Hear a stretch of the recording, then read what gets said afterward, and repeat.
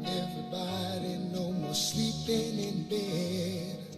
No more backward thinking, time for thinking ahead. The world has changed so very much from what it used to be.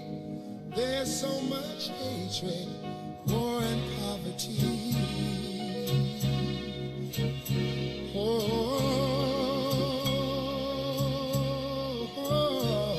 Wake up all the teachers, time to teach a new way. Maybe then they'll listen to what you have to say. They're the ones who's coming up, and the world is in their hands. When you teach the children, teach them the very best you can. The world won't get no better if we just let it be. Na, na, na, na, na, na, na. The world won't get no better. We gotta change it now, just you and me. Wake up all the doctors, make the old people well. They're the ones who suffer and who catch all the hair. But they don't have so very long before their judgment day. So won't you make them happy before they pass away? Wake up all the builders, time to build a new land. I know we could do it if we all lend a hand. The only thing we have to do is put it in our minds. Surely things will work out, they do it every time. The world won't get no better if we just let it be. Na, na, na, na, na, na, na. The world won't get no better. We gotta change it now, just you and me.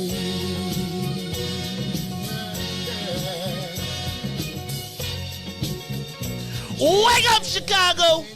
Wake up, world! This is the Maze Jackson Show. I'm your host, Maze Jackson, and we are back for 2022, y'all. I had to take it back. I had to take it back to the original opening, to the original intro. Sometimes, you know what? I felt like it's 2022, and I want to start this year on a positive note. And I was thinking, I love all the comedy. I love all the kicking it. And sometimes, I think like you can set the tone. You can be like, I've decided that I'm not gonna be upset this year, right? Like it's like, and really, can I be honest with you? I really haven't been upset last year. Like, for as crazy as this sounds, last year may have been one of my best years ever in business, and that's including if you take it all in, like this, I did some math, right? Well, literally some math, but figuratively some math. And like sometimes if you live in the microcosm of just the day by day, sometimes you don't necessarily get the whole grasp of everything that's going on. And so I just felt like, shout out to my man Ness, shout out to Remy. But I felt like Teddy gave me a little inspiration, and I feel like we need to start this year going forward, going in a positive way, and I don't necessarily, and I gotta be clear with you because I don't feel like I feel like if I was to look back, you might think I was an upset person. That you might not think that I feel like I have been blessed, but I'm going to tell you, I was looking around and I've been blessed. Straight up, I've been blessed. Though, let me just tell y'all, for Christmas, though, my sister stunted. My sister actually stunted. Carrie stunted, too. But Carrie stunted in, like, a low-key, how you stunt, but you got to wait for it to come. Because it's going to be in February. I'm going to be like, Dad! But I'm going to tell you, Riis, it was kind of crazy. I was on the sick and shut-in list. We got a lot to talk about. So that's why I wanted to get it started up today. COVID came back with a vengeance. When I tell you COVID came back with a vengeance, it came back with a vengeance. And it's kind of like, I feel like, you know,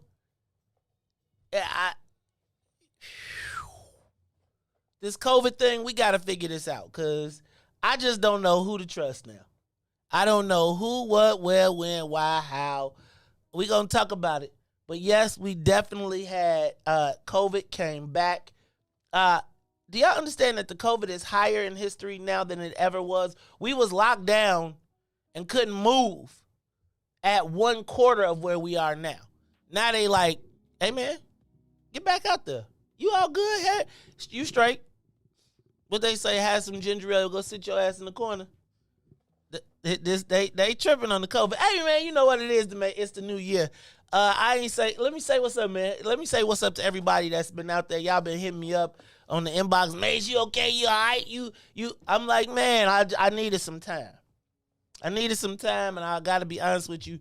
COVID stole some of it, stole a big chunk of it. But it's sometimes, you know, you got to sit your ass down. Like, I had me some ginger ale, and I sat my ass down, and I am back. So I'm going to talk about a little bit of all of that. But before we get into it, right, let me say what's up to my man, DJ Riis the Ruler. DJ Riis the Ruler, how you feeling, man? You back this new year. It's the 3rd of the year. Hold on, let me let y'all know this is not the COVID cough. I already had that. So I just want y'all to be clear. I had my COVID spell. I'm all good. I'm boosted. I'm in the system. I done bought all the way in. We're going to talk about the whole thing because I just got to get, but I got to say what's up to my man, DJ Riis the Ruler. DJ Riis the Ruler, how you feeling, man? You been gone I've been gone for a minute. You been gone for a minute. I seen you out the window one day. Take the keys, man. Don't get close to the door. But Riis, how you feeling, man? You back for the new year. We got some good things to do today. Some stuff we got to talk about. But Riis, how you feeling, man? You know I'm blessed by the best. Good to see 2022. You already know the rest. But, you know, it is high. But, you know, they like, hey, man, you either going to take this shot or if you die, you die. And what's crazy is that when we was talking about, I know we want to start on a positive note, but I lost my cousin at 28 to COVID last week, the day after Christmas. Yeah. Oh, I'm sorry you hear yeah, that. It's like, so, like, COVID is really real out there. And that's why I don't go nowhere. And then it just so happened that somebody was like, you know what, Riis, used to be the fun. You so boring now. All you do is stay in the house. And I was like, you know what? I do only stay in the house. And then that happened. And I was like, that's why I don't go outside. And I really only see the same exact people. And that's really it. And that's really it. Because it's serious out here, man. It is truly serious out here. Do me a favor. I'm going to have you come back. Turn that heat down, though. Because it's like, and crack this door when you come back around because we got to let some of that air. It's hot. And you know I got to sweat hoodie on. Yeah, man. COVID came back with a vengeance. And it's, okay, so it was a year ago today that I came into the station, sat down, and had my coffee, and it didn't taste right. And then I remember trying to wipe down, and I didn't smell the wipe. And I was like, uh-oh. And it was the same day of my big brother DK's funeral. And I was supposed to deliver the eulogy. And couldn't go. And I found out I had COVID. And we shut down. And then it was kind of like we had, right? And it was kind of like the beginning of, I got to say, Riis, it was the beginning of the end. Of the beginning of the end of the new beginning of the whatever happened. Yeah, I remember that. Yeah. I remember, and it was like, we had the place sprayed down and all of that. And it was just, I just remember being like, man, this stuff is real. Riis, that son of a gun got me again.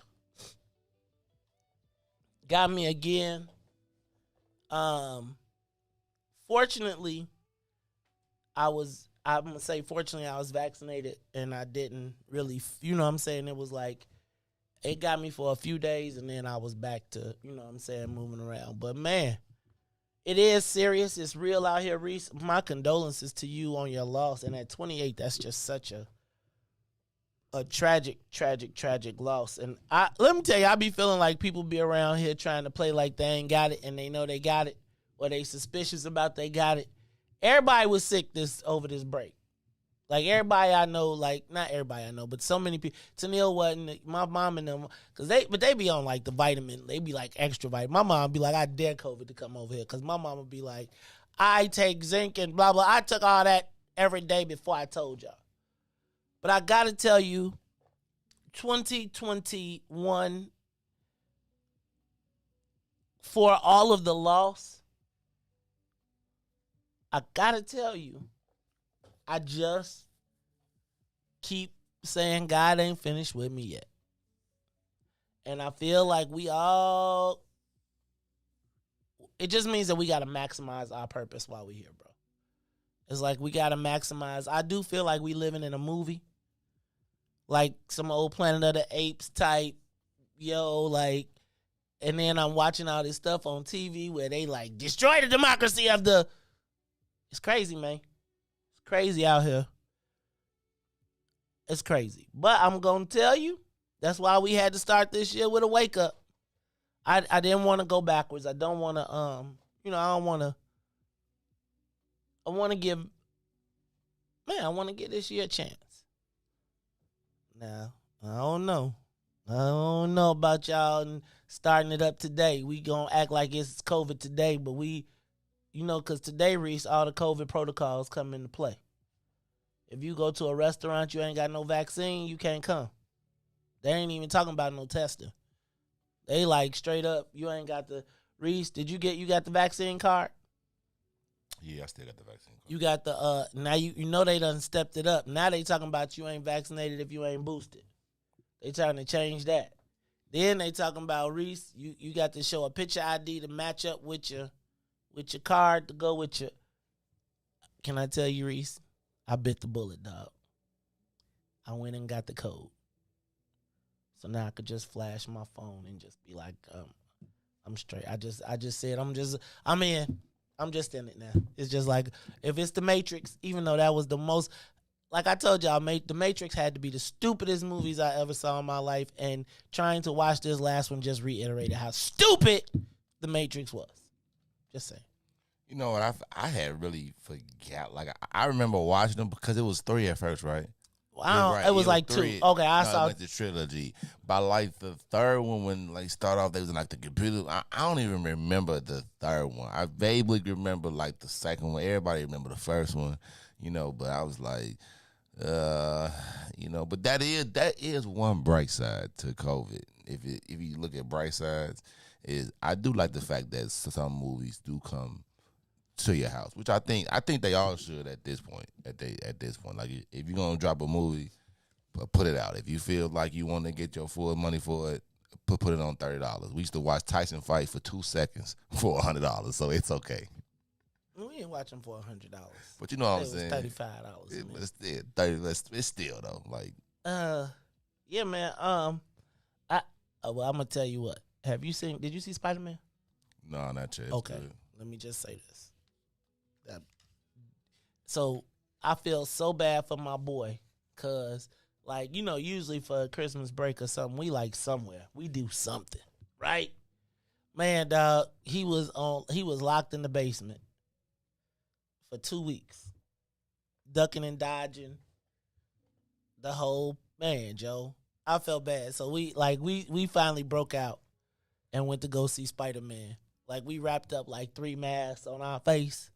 And then I bought Reese the 2 seats behind us, the 2 seats in front of us, and the 2 seats on the side of us.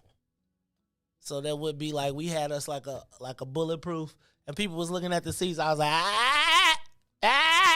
don't sit there. Can't sit there. I bought us like a force field. And we watched Spider-Man. Hey, bro, Spider-Man off the chain. That might be the best Marvel movie I ever saw. Like, I gotta tell you, Reese, that was really a good movie. Anyway, I'm gonna just say this. Thank you to 2021. you know, life happens, and it is the cycle of life. And I think it's what the living make of the time that we have here. And I'm just focused on that this year. Like, man, bro, being focused on what's in front of us, what's powerful, what's, you know what I'm saying? Cause man, you know, you could be mad all day and miss your blessings. So I'm gonna just tell y'all, let's get it. Let's have a great year. That's why, again, we kicked it off with the wake up everybody. You know what, Riis? You gotta find grateful somewhere in there. I'm gonna try and stay a little positive. You know what? Found that Howard Hewitt. And when we take our break at 6:30, you gonna play a song. You can't find it. You ain't got it on the Google, on the if, you know, say what's that? Y'all know what the song is. I need some inspirational music, huh? It's not gonna work. We can't take a break right now. All right. Well, okay. Well, we got time. I mean, I'm good. I could take it. I could roll it. Huh? Is it called Show Me? No. What's the one, y'all? The Howard Hewitt song? Say Amen. Say Amen. Yeah. Find that one. Okay. Play that one, because then we could play that at our break time, and then we can knock that out. But look, y'all, this is the Maze Jackson Show. I'm your host, Maze Jackson. Got my man DJ Riis the ruling. Hey, Riis, can we take the plane off? We can't do none of that because you still over there updating? What, see, let me tell you. See? Now, if you stay ready, I'm going to tell you what's crazy. I actually came through here twice. And when I came through here, because first of all, I came through here to check, make sure no packages, nothing like that. And then I come through, did like a little rundown, and I was messing with the computer. So I tried to have it like ready already. Like, yeah, I'm going to come in. Then I come in like mandatory update. Like, what? I was like, nah, yeah, but I've been through here already a couple of times, you know. I got you. Sorry. It's the Maze Jackson Show, yo. So we're going to take the plane off in a little while, too. But we're going to get back to that. Look, I'm going to tell you, so we said COVID came back. Did y'all also know we are now officially the murder capital? Like, you know how they used to be like, we ain't really the murder capital. Apparently now we are the murder capital. 797 murders, the highest in 30 years.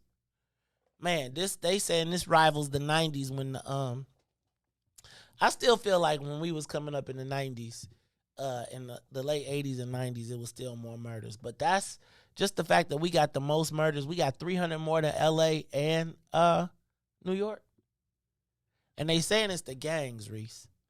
And that's just the ones they classified as homicides. Because, you know, the ones that was iffy, they was like, we ain't going to put that one on the homicide side.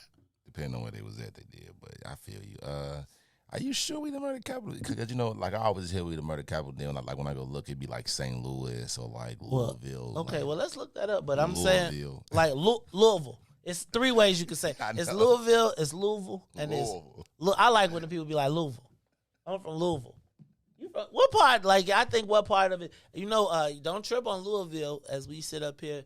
You know, Muhammad Ali was from Louisville. You knock your out around these parts. That's why you're knocking people out on the page in the picture here. All right, you know what?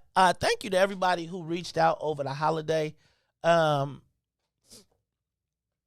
a lot done. Riis, but this is the murderous year. So let's look that up. Can y'all check what your name is of my fact checkers out there in the world? Can y'all check to see? But I'm pretty sure they said we beat New York and LA. 797, bro. That's a lot of dead people. That don't include the shootings. And I think like when you get now that's the ones who died. Oh, okay. If you got shot now, and you know, think about now. This is why I know that this is crazy though, because back in the 90s they couldn't save you. They be like, you got hit with some of these bullets, you was just dead, bro. Now they be putting you back together with pieces and parts, and you know they could stitch you back together. You got a colostomy. They didn't start the colostomy bag really till the late to the 2000s, really, because they was like, man, if you lost your guts, you was just dead. Now it's they'll put your guts on the inside, sew you up, put you back outside, you back to shooting in a week. Hey, man, I'm just saying, I can't even trip. No disrespect, but I mean, just think about how bad of a mug you got to be chief in a wheelchair. Riis, you gotta be a bad man. You gotta be a bad man. That's kind of crazy. No, I don't want no problems. But you seen dude in the paper. Like 7 seconds. Have you ever seen 7 seconds? Remember that movie where like the cop hit the kid? Oh yeah, well that's a good one. It's like a dude. He was like the chief in a wheelchair. So yeah, I like that. Man, Charlie, that's you bad. You a bad man. Bad man. Bad man. Bad. I ain't even tripping. We'll see what else do I have on my list. Bulls are in the first place in the East, Riis. Like, are we back? Like, are the Bulls back? Is this like real or is this like a fluke? Like, is it gonna pop? It's real, man. It's gonna be here for years. It's kind of so you know what is real. It's like I want to say the Derrick Rose way, not in the impact way, but in a winning way. Like they're real in the winning way. Like you can see the Bulls be definitely a good team for 5 years. Okay, so they I hope we can get over the hump somewhere here. And I feel like this is probably the weakest time. Let me not say the weakest. This is probably the prime time for us to be like a solid, because they to me are like a solid team. Team.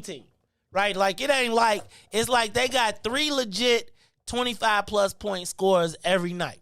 They getting 75 from 3 people every night. DeMar is closing off one leg. Hey, bro. Hey, bro. Shout out to, and you see, somebody posted the meme, said them old jealous Bears decided since the Bulls been winning, they gonna win the last 2 games. Don't look. No. Like they like sorry, dog. I listening to the Bears broadcast yesterday. Like they, especially if you listen to it on the radio, because I like the radio better than the TV announcers, because the radio is Chicago local. Riis, it'd be like they was like they trying to get rid, like they trying to fire Nagy in the middle of the game. They be dogging them so hard during the game, and Ryan Pace. They just take a page out of Antonio Brown book and just take all his clothes off and walk out. Speaking of Antonio Brown, man, what happened? And I'm not tripping. I'm not gonna diss the man. And shout out to Tom Brady. Shout out to Tom Brady, because he's still because you know what? Let them get one game away from the Super Bowl, and they lost Chris Godwin and let somebody get hurt. They bringing back Antonio Brown. He done. He'll never see it. He has and all jokes aside, I know we always say it, but I really do think that he really has like mental problems. You know. I mean, I'm saying you play football, you have mental problems, bro. It's like Riis. Like Riis, I'm saying you ain't Tom Brady where you ain't a quarterback, you can't get hit.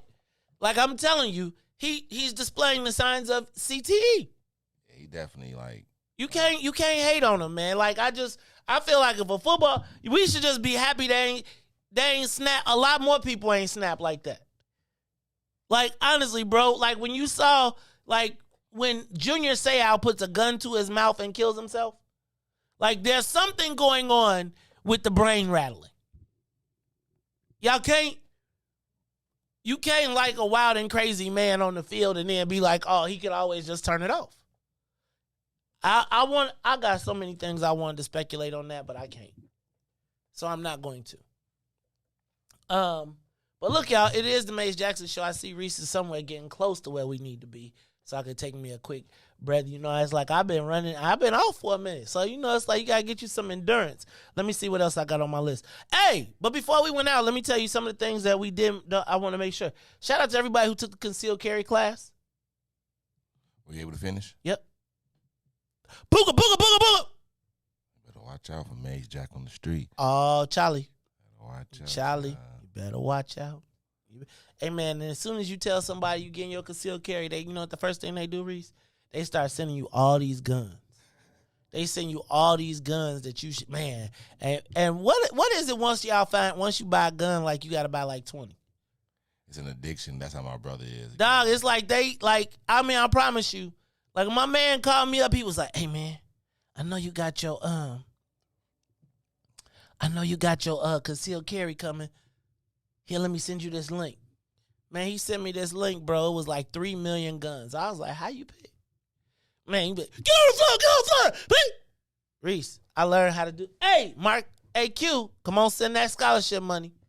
Somebody was waiting on their scholarship. Riis, we had black trainers, but then they had, the white boy came, they called him Tommy. Like he was from Ghost and Power and Tommy. The white boy with the good, the white boy add the twins, you're crazy. Right? Like the black dude who was doing the class, right? He got you all straight. He all straight and proper. But then the white guy was talking like the white guy when you gonna shoot somebody. He was like, this how you gonna do it. Get on foot! Bring him out! Riis, I was ready, boy. Hey, man, you should see. I got video. You should see your boy Devin pulling out his pistol. Then it's like the cool killers. The people who, hey, man, don't make me shoot your ass. It's crazy. All right, look, Riis. You know what? I forgot. We got to say what's up to everybody from WBGX 1570 AM who is tuning in with us as well. Y'all, welcome back. This is the Mace Jackson Show. Hey, man, I'm going to have to charge them for the reruns. Because I noticed I was listening to the beat. I was in the car. I was trying to get me some gospel liberation. I turned on and I'm listening to me and Ruthie. And I'm saying to myself, hey, y'all charge me for this. So what do I get to charge y'all back? Hey, man, I'm going to tell you, the church folks, and can I tell you something? I studied a lot of the analytics. This is going to be bad. This is a good thing, this is a bad thing. You got time and then you start looking at stuff. So I was looking at stuff, y'all, and the analytics say the more radio you got, the less viewers you got, which I guess you could tell. But we peak as soon as we turn off the radio, the numbers shoot up. And it's funny because I feel like the most content is in the 7 o'clock hour, but we get... Anyway, I done been learning so much all over this whole break. I've been studying. I've been looking at the little toolbox and everything else. Facebook trying to trip out. YouTube, everybody trying to make you do some of this, some of that. You got the. It's getting a little overwhelming at some point. We're gonna talk about all of that though, cause y'all, it's gonna be. We back yet? We ready? You still ain't So as soon as you give me my song, I'm going to take me a quick break. All right, let me say what else did we leave off on, though, before we get out of here. So we finished the concealed carry class. We're going to have another one. I think that we're going to have those once a month where you can sign up once a month, and then we're going to start doing continuing training as well. So if you want to learn how to roll around, shoot down, get down, go. I learned that at the game, at the thing. I know the pistol grip, the hole, you dig. All right, y'all. We're going to do a little bit. We're not going to be playing a lot of promos and stuff today. We're going to play some interludes, couple songs. Riis, you're going to have to be with me on the cues. We're going to play a little bit of, we're going to try and keep it positive this morning. Shout out to everybody that's tuned in. And let's go ahead, Riis. Let's kick this off. We'll have our second time around. But before you go, there's something I'd like to say. Everything's not what it seems. There's a stronger force behind the scenes. He's in our lives every day. He's right there when we call. In him is where my strength lies. I lift my eyes beyond the skies. Only he can save my life, and only he can hear my cry. I wanna thank you, God, for giving me one more chance.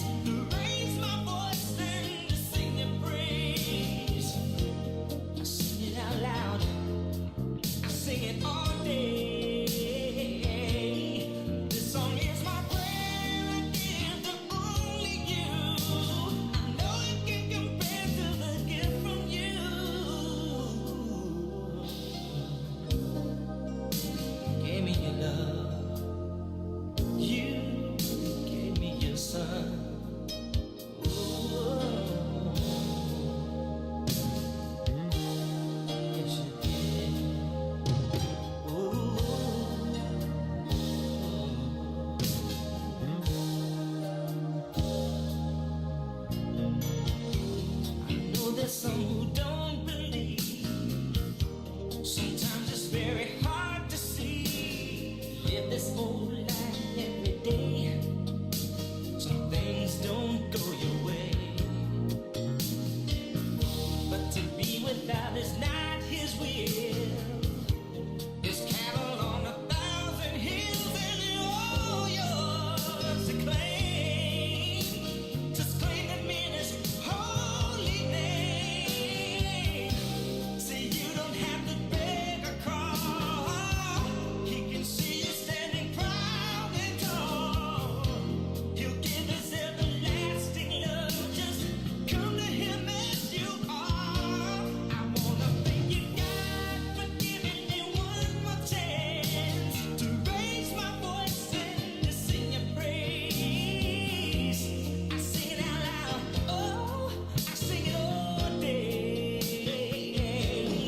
This song is my prayer I give to only you. I know it can't compare to the gift from you.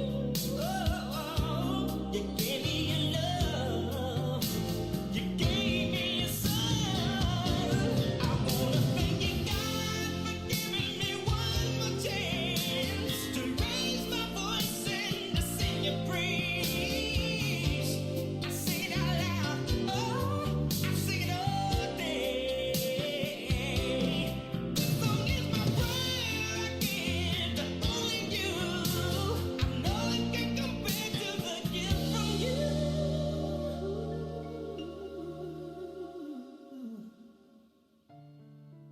You gave me your love. You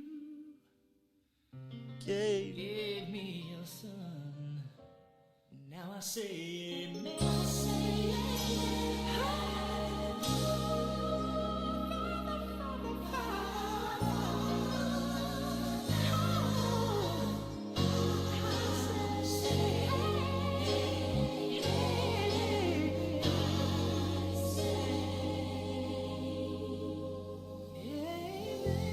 You are listening to the Maze Jackson Show. I'm your host, Maze Jackson. Got my man DJ Riis the Rule in the building, and y'all, this is I feel a little inspirational today. So I just wanna I wanna keep it positive. I'm happy to be back. Happy to be sitting in the chair. Welcome this new year, 2022. It was funny, man. I was having a good old time. You know what I'm saying? You know, on the way out of let me back up. Riis, I'm going to try and get back on schedule this year because I went off the rails last year. I just said forget every rule, So let's do this. We got through all the headlines. What we did not do was take the soul plane off. You got the toolbox ready? I think I got something for you. I found something. All right, so let's do this. Let's get the soul plane off the ground for the first time in 2022. Riis, let's get this thing. It's a new plane. I don't know. You know, I don't be knowing about these new engines. But all right, I'm going to let you take us off. Let's get this thing up and away. It's 2022. Okay, I'm all right. That's the big body. Yeah, a little bit. That's the big body. We up and away. We take it. Hey, man, we might be on the Maze Jackson SpaceX. We might, you know, the billionaires done upped it. They done stopped going. Did you watch Don't Look Up? Oh, yeah. Hey, bro, you got to watch these billionaires. That's why you got your ass ate up, though. Oh, sorry. I didn't mean to curse. Let me say good morning to the WBGX 1570 AM audience. I want to tell y'all, thank y'all so much. Thank you to everybody who has been with us, who rocks with us on Facebook, YouTube. Hey, can I tell you analytically? Y'all probably, and nobody probably realizes this, Riis, but guess what? YouTube is actually bigger than Facebook live viewership. Like, yeah, a lot of people do like that. Like, when you used to tell them, they be like, I can watch it on YouTube too. Consistently, like because I get all the comments from Facebook, and I think because I started in Facebook, I haven't read. But YouTube, shout out to everybody on YouTube who is viewing, who is watching, because sometimes the numbers become deceptive when you're looking at the screen on Facebook and not realizing that there's a whole new universe. And shout out to everybody who is on Twitch. Twitter, y'all don't be watching too tough. I'm about to go to LinkedIn too. We gonna hit everything. We gonna do. Look, y'all, it's a little bit more thing. A lot in my toolbox this year. A lot more expansion of the Maze Jackson show coming up this year. So y'all make sure y'all rock with us because we got a lot going on. All right, Riis, we got the soul plane up in the air, but let's do this. It's also time. Maybe you can find the big voice somewhere in there because I got some I want to ask. I got a social media question. So you got it in there? You ain't got it? Good Lord, what done happened, man? You done lost your bag of tricks. I done went on vacation. Let me do it there. The computer said New Year, New Me. I don't know what. Oh, Lord. All right, well, here, let me do this. And now for the social media question of the day. Does Chicago feel different to Chicagoans right now?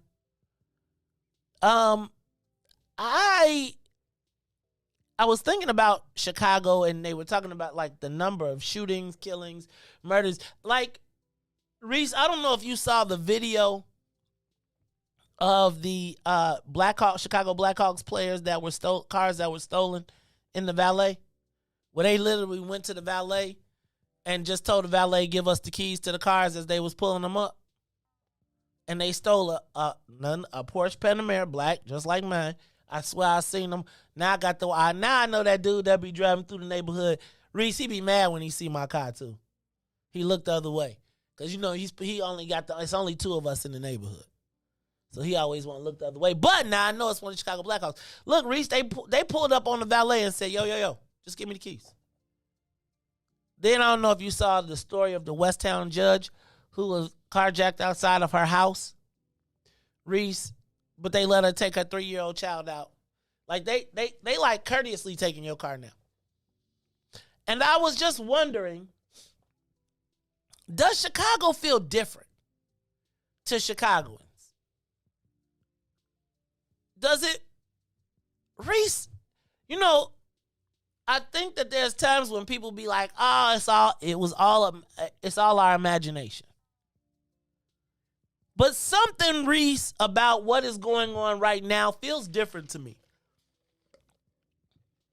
I never forget when y'all showed me the EBK, Everybody Killers. And then, you know, they was like, anybody. When I realized things was going a little crazy, was probably at the Tyshawn Lee moment. Where they took the little 7-year-old boy, 10-year-old boy in the garage, and they was going to torture him and shoot him and kill him up and all that. And I was just like, okay, we're a little bit different now. And I feel like I haven't been, it's like I'm not shocked. I really was thinking, like, when I went to the grocery, like, I really, like, the whole head on the swivel thing, Riis, is at a whole new level because I don't feel like there's really any place in Chicago you can go without feeling like you really could get it. Like, when they are pulling up to the restaurants at the valet and being like, yo, let me get let's cut out the middleman. Go get this car, bring them to me, and we gonna let you live. So this is what I want you to do, Riis. I want you to open up the phone lines. Man, I want to talk to the people anyway. So if you out there and you haven't talked to us and you just got something you want to say, you want to get it off your chest, give us a call, 872-259-7474. Look, Riis like, we moving quick. Like, you know, on the first day back, you know, when you come to school on the first day back and the teacher be like, we got a quiz. She got homework for you. You got a quiz? Dog, what you mean we got a quiz? I told you to read over the summer. Over Christmas break, you came back, first day from Christmas. You saw the syllabus, right? You ain't get no gifts, huh? Syllabus. Hold on. I was passing out Christmas gifts. Mugs, you know, I ain't gonna even say, you know how you send a person a Christmas gift, they don't even acknowledge you send them a Christmas gift. It's okay, though. It'd be okay, because then it'd be like, then nobody ever say Maze was a cool dude. He just sent, no. It's okay, though. It's okay. You know what? When you send people gifts on like Cash App or something, hey, they just don't be seeing this. They don't be looking. Okay, yeah, but when you do, you supposed to be like, thank you. Them, you know, it's all good. It's all good. Look, this is how millennials do you. They send a heart. They tag. They don't even type a message and be like, thank you. They just be like, let me just put a little heart by your check your cash app. And that's like a thank Oh you. damn! Oh no, my hell no, God, no, I you don't thought that. of Nah, kid, don't be me. sending me no hearts now. Anyway, it's the Mace Jackson show, and I want to talk to y'all because I want to know this shit. Is it just me or does Chicago feel different? I feel like it just feels a little different. Yeah, the cold gone. You know, like I said, I grew up in like the last generation of where we actually had cold, but it was like you know, like falling off. You know, you can really tell some people had it, some people didn't, and that's what it is. It's really no cold. I keep trying to tell everybody What you mean no cold? ain't no cold. So like you said, it's like no cold in the street. It's like no. It's Oh, like, you I know, thought you was like cold, like no, COLD. cold, you know, There is no like right. so That the big big homies is the little homies. You know, you walking around to somebody that's 50, you see somebody that's 25. Yo, man, what's up, big homie? It's bad. It's bad. There's no accountability. You know, then we got songs out there. You listen to songs, you know, I got somebody like hold on. Don't wait. Hold on, Riis. Hold on. You can't be condemning. You can't be condemning the lifestyle. Come on, man. It's what it is. They just telling the stories of the streets. It can't be influencing these people. definitely is, man. Riis, what? Wait. So do y'all think Chicago is different? Like I do feel completely like Chicago is like like when you say you know how they talk about you let a frog sit in a pot of boiling water and you keep turning it up and he don't realize he's boiling until it's too late. I feel like the city is bubbling over right now. And I don't feel like there's any end in sight. Riis, over the break, check this out. Saturday night of the Big Jam, I was coming home and I got on 290. Well, I was coming around 290, right? And as I was coming around 290, I realized that the traffic was backed all the way off. So I got off and went on to the Congress and then came back around. And instead of coming on the Congress, I got off at Morgan, right? Because, Riis, did you know that in the middle of the expressway, in the westbound lanes, they was the Chargers was doing burnout spin-outs on the expressway. Like on the expressway. No, I'm talking about like all four lanes. Like traffic stopped. Heading west? Headed west. Traffic stopped. And they doing circles and burning out circles in the middle of 290, bro. No, you not. Riis, no, it's video of it. It's video of it. Riis, I was reading a post from the city treasurer. She said she was sitting at a stoplight. A car next to her pulls off, busts a circle U around them, and starts busting his gun in the air and drives off. Riis, it was funny on New Year's Eve. We start hearing the blah, blah, blah, blah, blah, blah. And Carrie runs to go look at the fireworks. I'm like, baby, that's not fireworks. She like, wait, they in the lot next to, right. That's not fireworks. Riis, and then to know that the city spent $10 million on fireworks for New Year's Eve. Riis, what is different about Chicago right now? Or am I crazy? Am I just letting the media hype me up? Or is it Chicago? Is it something different about Chicago right now? Give us a call, 872-259-7474. 872-259-7474. Or if you just got something you want to say, you missed us, you want to talk to us, give us a call. I want to hear from you, though. Riis, do you feel like Chicago is there? And they say it's the gang. Riis, I don't know that it's the gangs.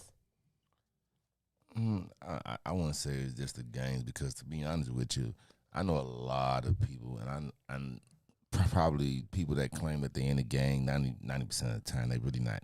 They claim the gang, but they really haven't done the appropriate things to get into the gang. So they be like, I'm a foe, but they really just, they family is. So I wouldn't say it's the gang. I just believe that just a new generation, man, they out here, it's really different. Like I remember my parents used to always say how they grew up and stuff like that. Like I look at that now, like, man, like it's really different out there, and we really just lost like respect amongst each other. You know what I'm saying? It's like crazy. Like I said, man, I wouldn't say it's the gangs or anything. I'm trying to tell you, I just people trying to put an image on. They trying to persuade something that they not. And to be honest, it do be the music, man. Be the music. I want to shoot you. It be Instagram. It be society, Instagram, all that. You be seeing people who do that, toting guns in there, trying to be. It just be a lot of stuff. I don't be seeing that on my Instagram. Yeah, Dude, I be trying to find, like, my Instagram don't work like that. My Instagram, I be like, boy, this is a pretty boring Instagram, right? I be looking like, they be like, I be like, I don't got no Instagram models. I don't got no, right? I be looking like, my Instagram be like baby pictures of somebody children's and, right? And it be like old people going to events like, look, I got Instagram. Riis, this, I just gotta ask y'all, does it feel different in Chicago? And is it good? Is it a good difference? Is it a bad difference? People talk about like the Daily era and he was a criminal and he was is it better or worse now? Uh-oh. We lost our vibe. Is it better or worse now? In Chicago, like, I don't know, Riis. I just feel like this is not the city that I knew. And I feel like when they get it back, it's not going to be the Chicago of Chicagoans. $10 million on fireworks downtown, Riis, in the midst of this. Sound about Chicago, right? Does it really, though? Like, okay, I got to ask you. Okay, we're going to talk about COVID and all that good stuff when we come back. Look, y'all don't want to talk to us? Y'all don't want to tell us whether y'all feel like Chicago different? It's all right. Look, Riis, what you got in there on the comeback? Maybe we need like a, let me see, you got some Grateful in there somewhere? You probably should be find. You know what? Do the Commodore's Jesus is Love. That'll be a good one. We're gonna do that. We're gonna take a quick break, and then I'm gonna say what's up to some of the people that's out there. Shout out to, is my girl Constance Foster out there? Is she telling all the people welcome back? I said, hey, I be seeing some of y'all. You know what? Y'all know I was around here looking on Facebook.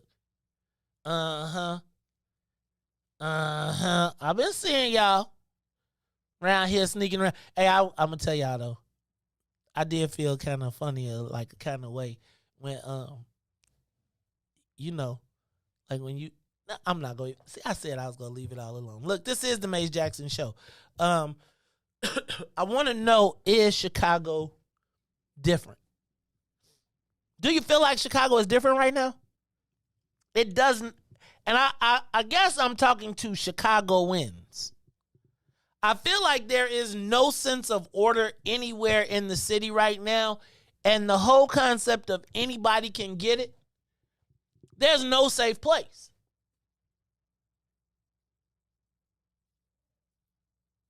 Riis done broke my computers, y'all. He around here, he done broke all the stuff. The phone line is busy because people say they want to call, and Riis trying to hold out. That's all right. See, this what happened, right? See, on the let me stop. I'm not even talk smart. I do gotta say this though. Y'all give us a call, 872-259-7474. We gonna find those phone lines. We gonna get those going because I want to talk to y'all. I feel like I haven't heard from y'all in a minute, but we're gonna take a quick break and we're gonna go with Jesus is Love.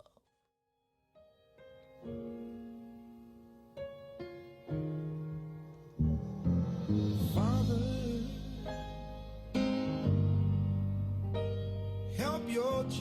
children, and don't let them fall by the side of the road. And teach them to love one another, that heaven might find a place in their heart. 'Cause Jesus is love.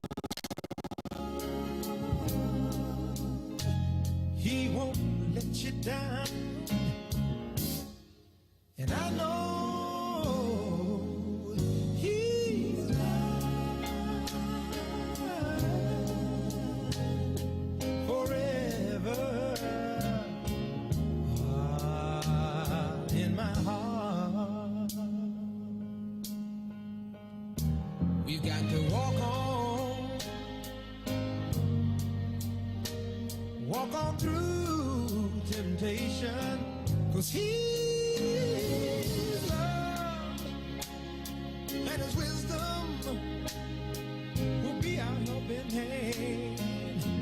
And I know the truth, and His word will be our salvation.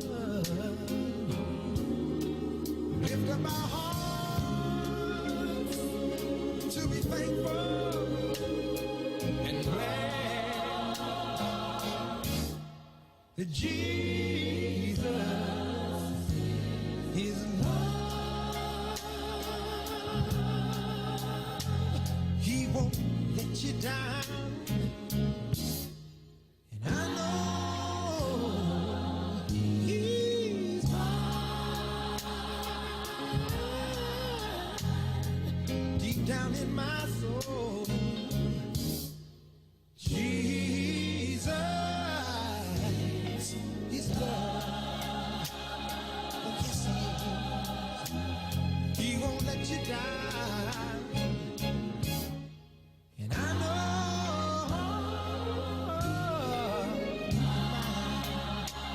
He's mine, oh, mine forever. In my heart, help me. Heart.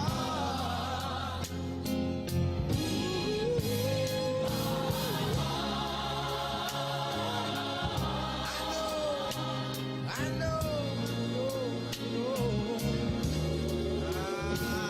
His love is the power. His love is the glory. Forever.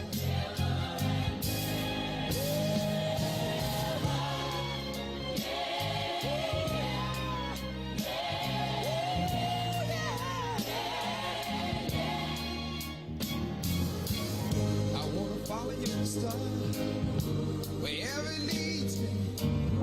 I don't mind, Lord. I hope you don't mind. I wanna walk with you, talk with you, do all the things you want me to do. 'Cause I know that Jesus is love. I know that. So love is the word forever. Who can bring you love? Jesus. Who can bring you joy? Jesus. Who can turn your life around? Jesus. Oh, yeah.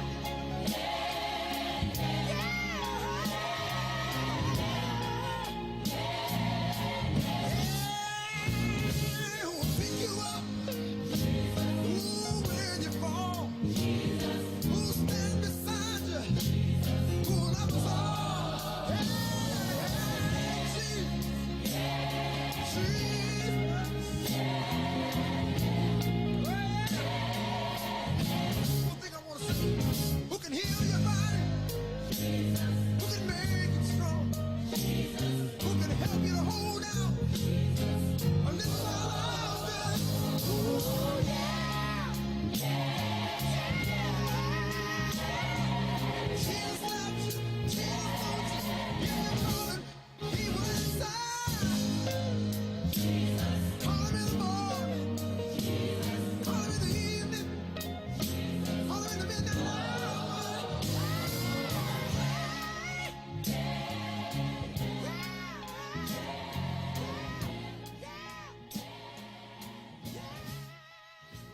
You are listening to the Maze Jackson Show. I'm your host, Maze Jackson. I know y'all like, dang, where is this ain't what I'm used to. Y'all was like, there on there. I feel like we need a little inspiration to kick off the first of the year. So you know what? I'm gonna look for you next. Reese, I want to hear James Cleveland.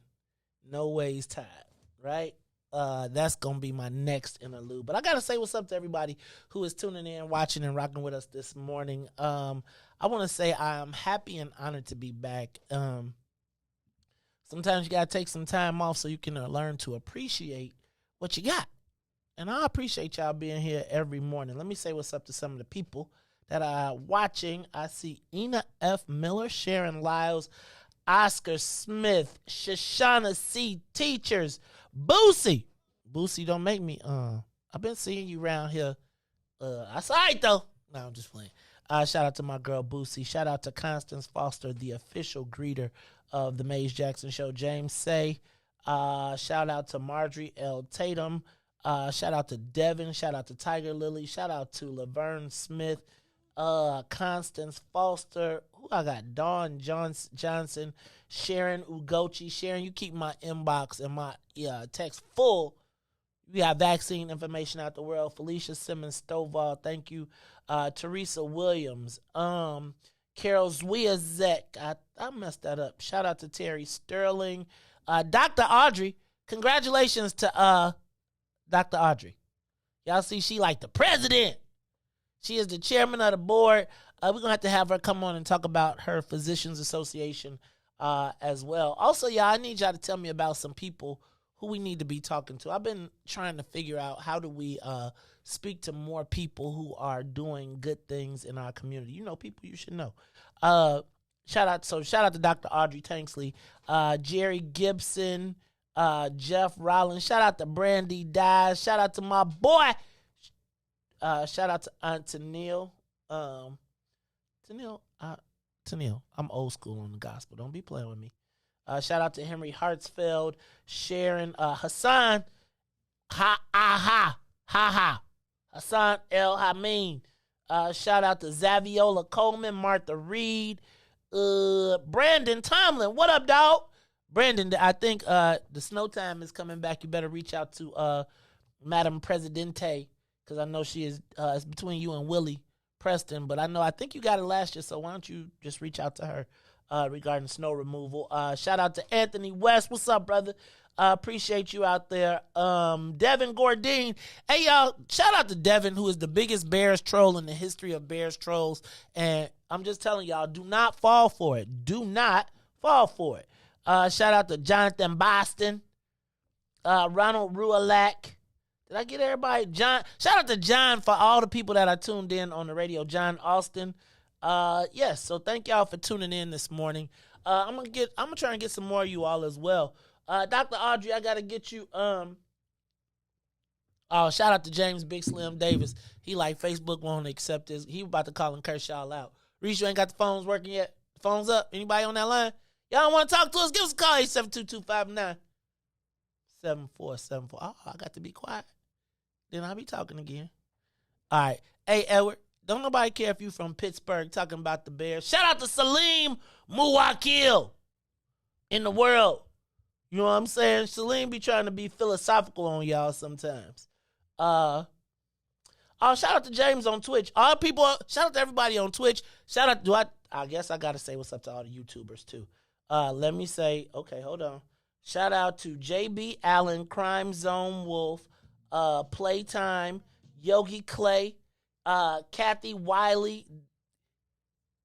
You wearing me out, bro. You wearing me out, man. Okay, I'm going to start doing y'all like James. Did you see how James Brown used to be fine? Be like, that's a fine. That's a fine, right? Then by the time you get through, you be working for me. Right? All right. Shout out to Cassandra J. Red. Shout out to The Main. We the Brutes. Bev D. Shout out to Daryl Murray. LH. Shelly M. Daryl Murray.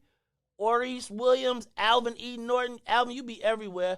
Alvin tried to ask about the private club the other day. He was like, young people. I'm like, you are not young people. Shout out to Erica Burton, who had been practicing her mean mug the whole week. Sister E. Let me see who else is out there. Shout out to Sheila.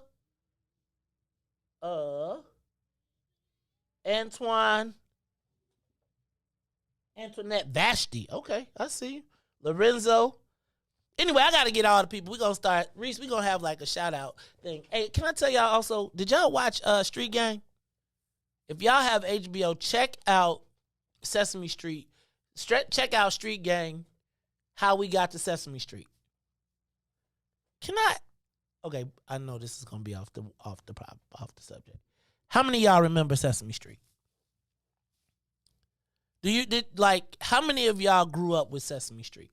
Did you know that Sesame Street was built to target black kids who were staying at home? Y'all gotta watch that special on HBO, and I feel like somebody has to help me find the complete collection of Sesame Street in the 70s, because I gotta get it for my granddaughter. Did you who are the I really did not realize how much Sesame Street meant to me as a child. And me and Carrie watched it, and we sang every dang song. I learned how to read from that show. Okay, so like watching that, they were like, it was literally like unbelievable watching that. It drew so much out of me as a kid. Can I, y'all know I love telling y'all about things to watch. That Sesame Street documentary, if you grew up in the 70s or 80s, you are going to be amazed at how much Sesame Street was integrated into your life and how it was planned. And I almost feel like I feel like they did it. They knew what worked and then they cut it off. Kind of crazy. All right. I'm sorry to have gone off on a tangent. I did see a lot of stuff while I was on break. I'll tell y'all about that. Y'all watching Yellow Jackets? Lord. All right, is the phone lines open? Ain't nobody. Y'all better call and say what's up. Y'all miss y'all. Reese trying to sabotage me, man. He tried to turn it off when everybody had something to say because I wanted to know if Chicago was different. And y'all was like, Star, I know you was calling. You can call us. And I ain't talked to any of y'all in a long time, so give us a call. 872-259-7474. 872-259-7474. Reese, yes, I did see Don't Look Up. Salim, that was excellent as well. We'll talk about, man, I'm going to just do like movies. Like I'm going to do a show about just the shows that I watch. We got to have a TV show. All right. Let me move on. All right, it is 7:00. Reese, I'm going to move on to my next topic. COVID protocols kick in today. The COVID protocols kick in today on indoor venues. Reese, you up yet?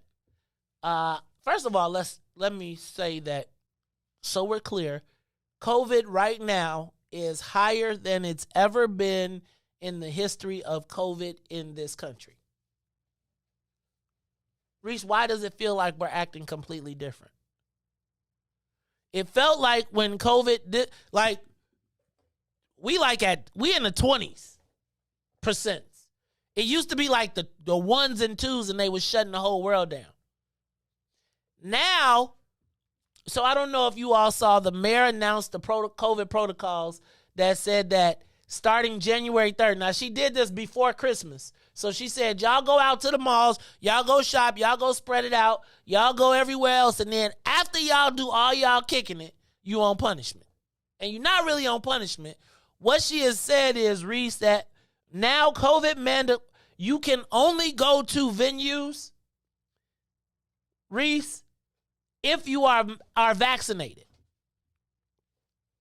Which means that you have to show proof of ID, proof of vaccination to go to a restaurant, a bar, a gym, or any place that sells food or drinks indoors. Now, Riis, that's kind of crazy to me. Well, let me back up. They are saying that you have to have a photo ID along with a proof of your vaccination that must match. Now, you can show a digital picture of your vaccine. You can have the actual card that you took, or it has to be, or you can have the smart health card.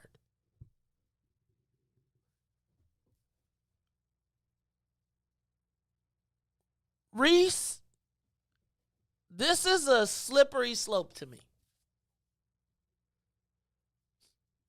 I say this is a slippery slope, Riis, because my concern is that we are setting up first of all, just so y'all know, that's not a COVID cough. COVID cough is dry. That's a moist cough. Riis, do you, first of all, let me ask you a question. Do you feel like this makes sense? Give us a call, 872-259-7474. I want to know what your thoughts are on the COVID protocols. So, Riis, you cannot go into a venue, a restaurant, a place without proving that you are vaccinated. Now, how does that work? And here's the crazy part. The person that is checking you for vaccination does not have to be vaccinated. So you can work in a restaurant and show proof of test, but to sit down, eat at the restaurant, you have to show your proof of vaccination. Do you think that's reasonable? Yes or no? Gotta be. I mean, either that or, I don't know, But even if you are vaccinated, you can still get COVID. Now, the purpose of the vaccination is not so that you don't get it. The purpose of it is so that you don't go to the hospital, because right now the hospitals are overflowing. And I think that's kind of what it is, and that's kind of what persuade people not to get it. I'm putting something in my body that's not even going to prevent me from getting this anyway, so I can get it anyway. But what it does is it limits you from being on that ventilator or receiving those real far dramatic symptoms. You can catch it and it's nothing more than a common cold, or you can catch it and it can knock you out cold, literally. So, with them is pick your poison. So it's kind of the government forcing you to say, okay, well, if you don't want to do it, then you stay confined to your area. Then if you want to come and eat, then you got to do this, do that. But you can't come eat and sit down if you don't have a sit down option. You can't. That testing doesn't count. You can't test into a restaurant. You cannot show a negative COVID test and still sit down. Now, I'm going to be honest with you.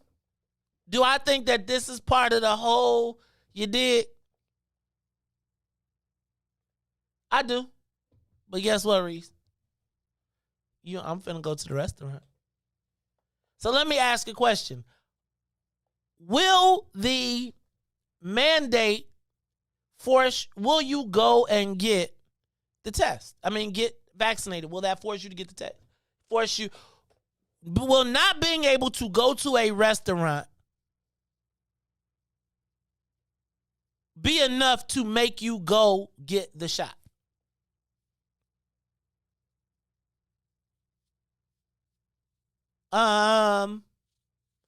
Then the other question I got is, what constitutes vaccinated? Because now they're changing what constitutes being vaccinated is. So it's just a card. You just show them a card. You have to show them the card. It has to match your ID. But some restaurants are now saying that if you aren't boosted, you're not vaccinated. So the crazy part would be now, if you don't have 3 shots instead of 2, some restaurants are saying you can't come in. But who is doing the time measurement? right? Because if you just got the shot in the first, so if you were in the city and you were mandated to get the shot and you just got it November 1st and you took the 2 doses, does that restaurant get to say, well, you can't come because you're not vaccinated? You're not fully vaccinated? Who makes that? And Riis, can I tell you what? Okay, so I'm going to be honest with you, Riis. I've been to a few places. And there are some people in this world, some smaller than me, some much bigger than me, who are like, F that mask. Right? And I was just looking at one dude at the restaurant, and I was thinking to myself, I should tell him to pull his mask up, right? And then you know what came to my mind, Riis? Mind your business, man. Mind your own business. Pull your mask tight. I put my mask tight in there, put a second one on, and minded my business. Because I could clearly see he was waiting for somebody to dare him to pull up his mask. Let's leave that at $7.97, okay? Well, Riis. So I'm just saying. So what happens? No, really. What happens when somebody come and sit down at the restaurant? Because they were saying like, so they was pointing out the difference between like a Lou Malnati's and say a Manny's. Lou Malnati's got that station where they stop you before you can go seat. But what happens when you walk into the restaurant and somebody say to you after you done ordered your food, sir, can I see your vaccination card?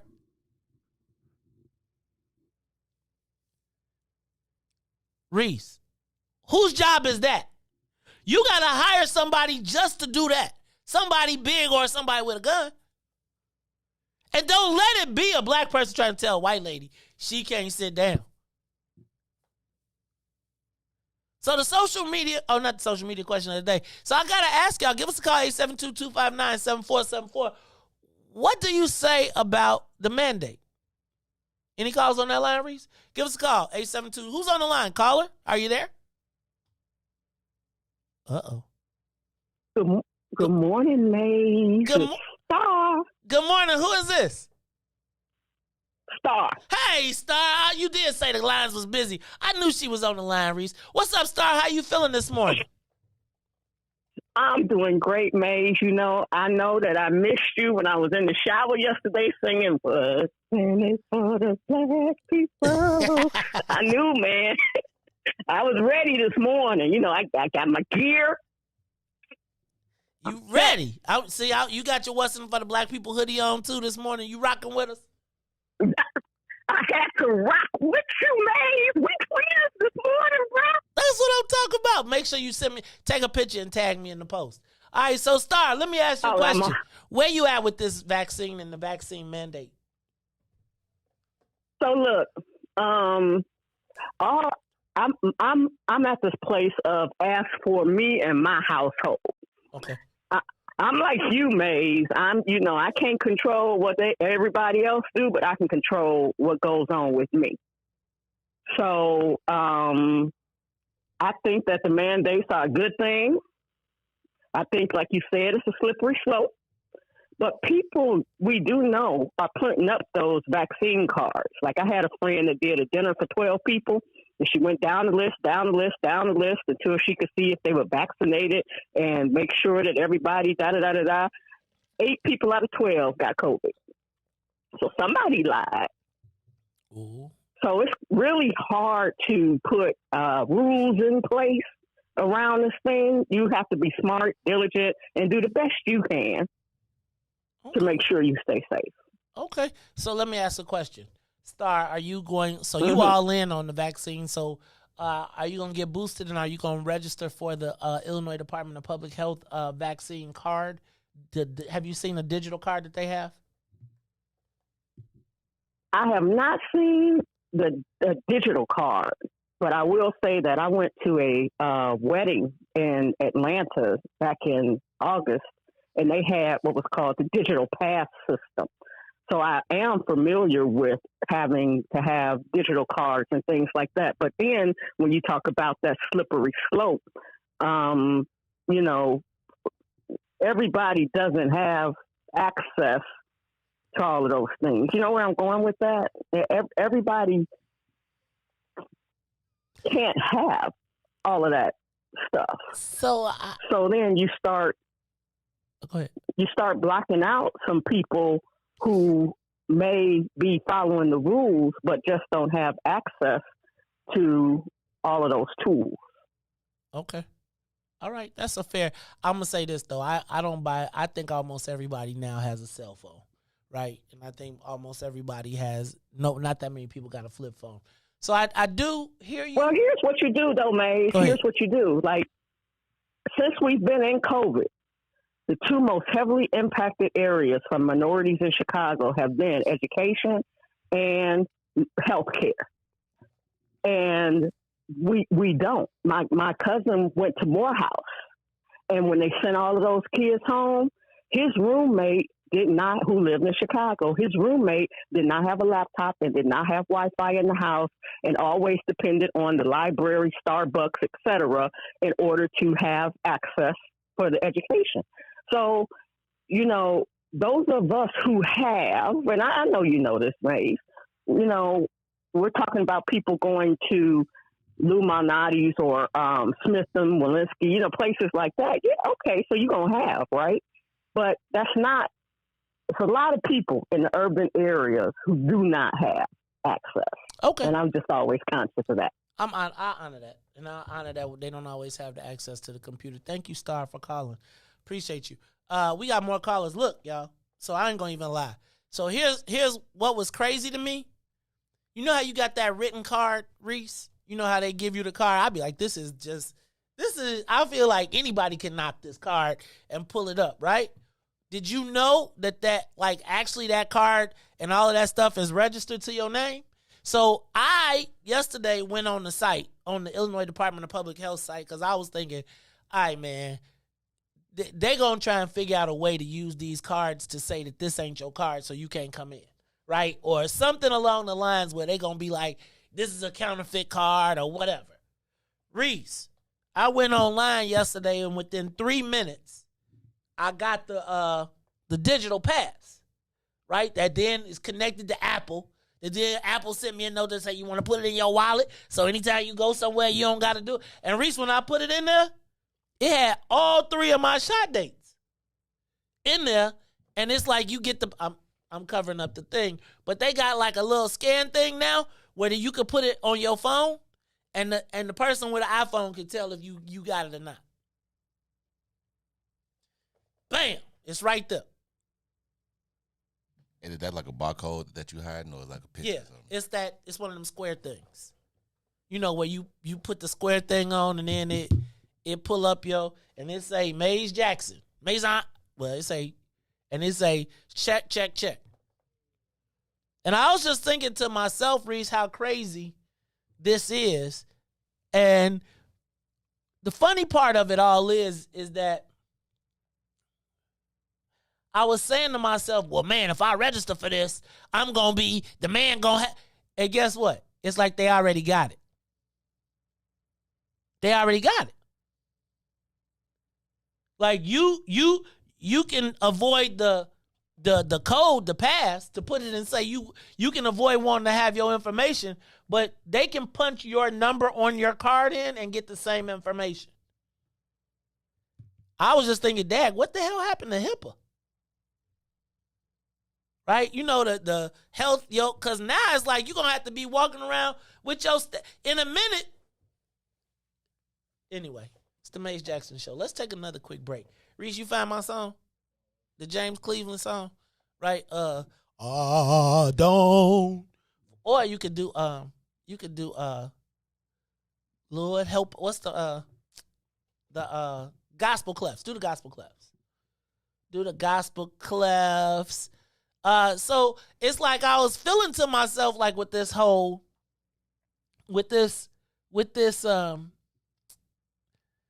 was I going to submit to the man? And was I going to get this code and do it? Because once I put it in there, then they're going to have my information. Well, guess what, Joe?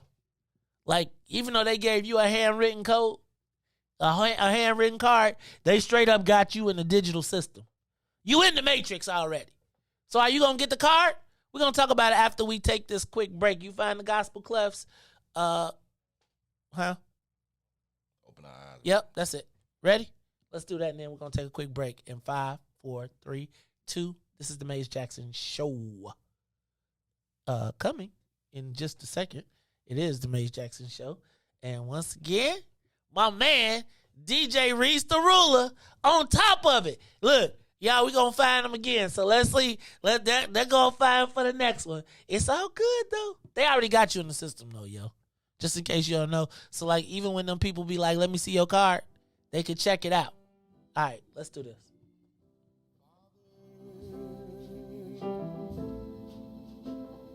Open eyes,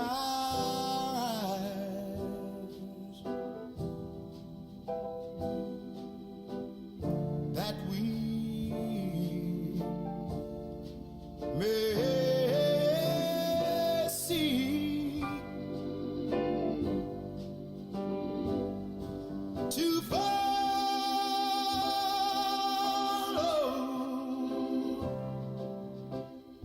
thee, Lord. Grant us thy loving peace, and let all dissension cease. Let our faith each day increase, and Master,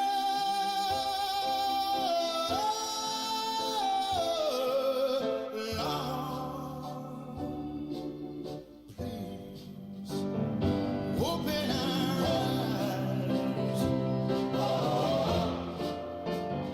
Open our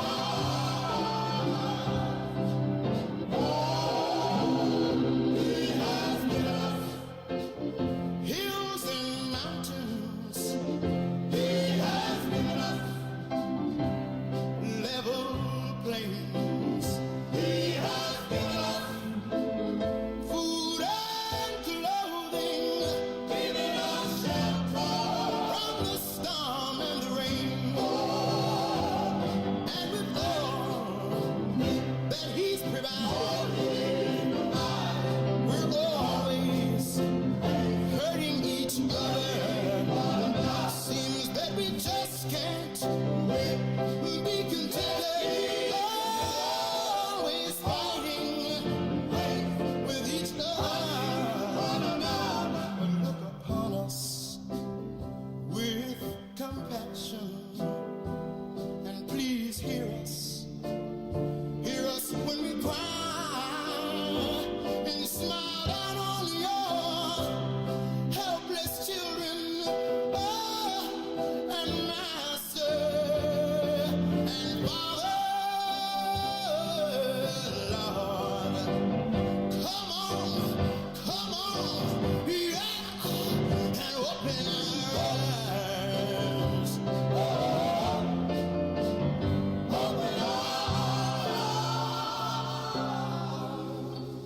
You are listening to the Maze Jackson Show. I'm your host, Maze Jackson. That's a tribute to the cool gent, Herb Kent. Used to close his show out. Thank you, Erica, for that reminder. Love that song. Used to hear it in the house cleaning up on Sunday. Speaking of radio legends, the great Harold Lee Rush. You may have known him, Doug Banks fame. Has poured into so many Chicago radio personalities. He passed away. And John Hall Jr. Passed away. And, you know, there are people who were impactful in your life at an early part of your career. Sometimes you may have lost touch with them, but you never forget who they were. John Hall Jr. represented Arista Records at the height of Arista, right? And I was a promotions assistant at V103, and he took some interest in me as a young guy, and I was always trying to be an entrepreneur. And he started a bus company, and he hired me to write his first business plan. It was my first $2,500 check for writing. Like, I didn't have to do, like, I was like, wait, you gonna pay me $2,500 to write a business plan? And he actually paid me $2,500. And I remember that $2,500 was I remember when we deposited that in the bank. And the first thing we bought everybody on our team was a two-way pager. Right? And it was me, Big Swill, Chili, and Marcy. And I bought them. They had the little two-ways, though, not the big one. I had the time port. Well, I mean, yeah, I paid for it, right? And it was like, but you can imagine when they came to the joint and everybody opened up their box and they had their own baby time port, they was like, Dad, we in the game. So shout out to, rest in peace to John Hall Jr., also to Harold Lee Rush, who passed away. Betty White passed away. I don't understand what the fascination is with black people and Betty White. I don't. Music. I like the music though. No. That's really Betty do. Wright. You're talking about Betty Wright, not Betty White. Show you how much I was paying attention to. Thank you for being a friend. Travel down the road and back again. You know what? Go ahead, find that one though. You can find the Golden Girls theme song. I guess did black people watch the Golden Girls? I think we all watched the Golden Girls at some point. Probably. Did you, Riis? Did you watch the Golden Girls? I used to watch the Golden Girls at 10 o'clock on the weekdays when you was out of school and there was nothing on in between. And then that's when you know who I like, the little lady, the old lady. She was the craziest one. But Betty White, listen to me doing Riis, passed away. Riis, you got a song up there? See if you can find the Golden Girls theme song. We can go ahead and give up. Yeah, go ahead. Come on. Travel down the road and back again. Heart is true. You're a pal and a confidant. Turn it up, son. If you threw a party and invited everyone you knew, you would see the biggest gift from me.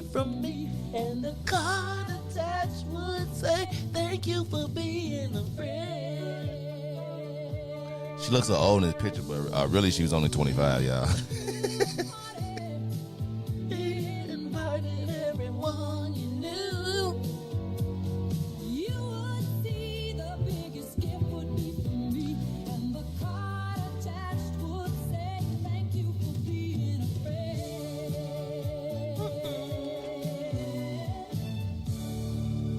Hey, man, I'm sorry if y'all was mad all the time.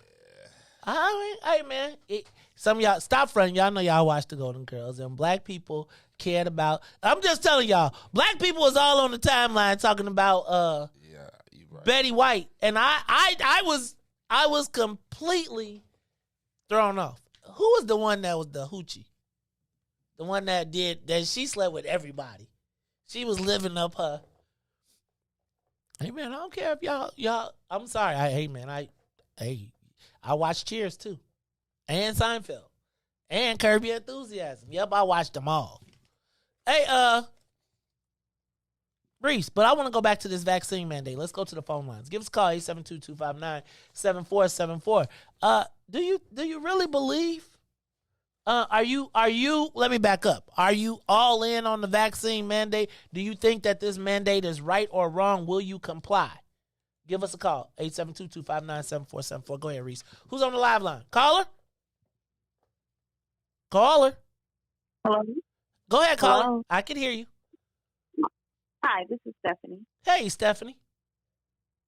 Hi, I just wanted to say, hi, Maze, and hi, Riis. I just wanted to say that I think that this is a very dangerous, you call it a slippery slope. I call it a very intended motive. I think if we're concerned more with the spread of the virus, I think we would be more concerned about testing more so than the vaccine itself. If the vaccine is not going to control the spread of the virus, then we should be concerned about testing.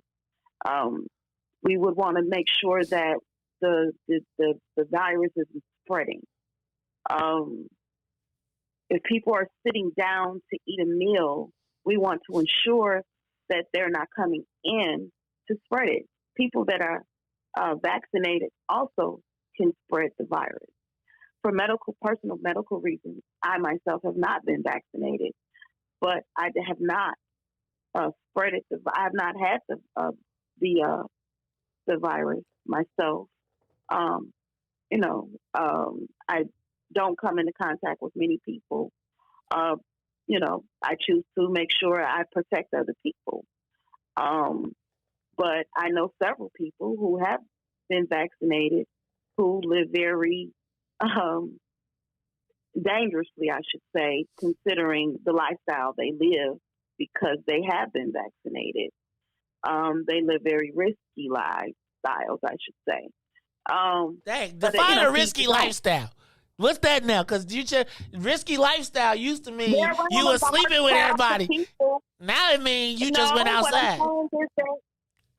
They live. They're around large groups of people. They are flying in and out. They're going different places. Some would say third world countries with less restrictions. They've been several, countries.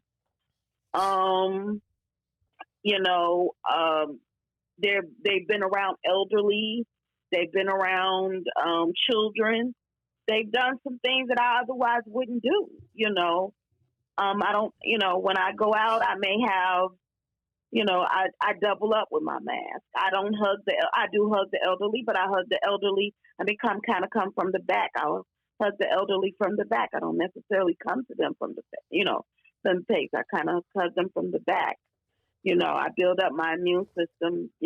I keep my immune system kind of built up. I don't. A lot of things I don't do to make sure that I protect other people. I do wear my N95, but I protect that N95 as well.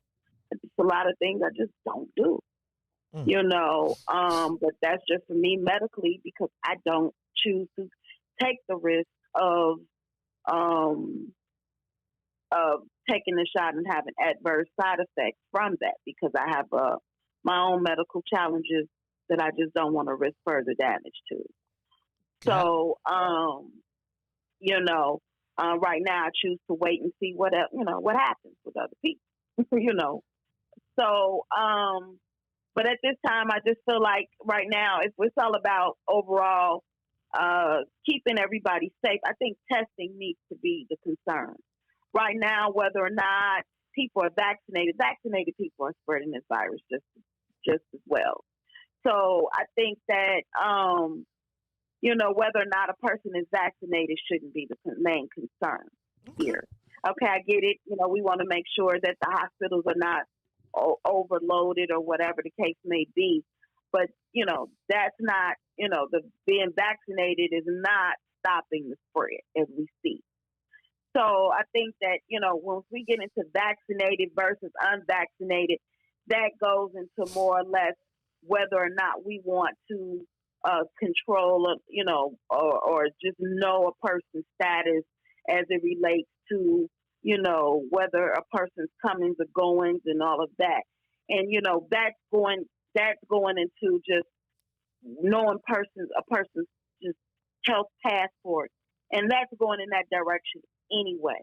Your health is on your Samsung watch or Samsung phone, your Apple Watch or Apple phone. Even with my medical condition, my doctor is even suggesting that, I move to a Samsung watch as well so that if I get into a crisis that my watch contacts my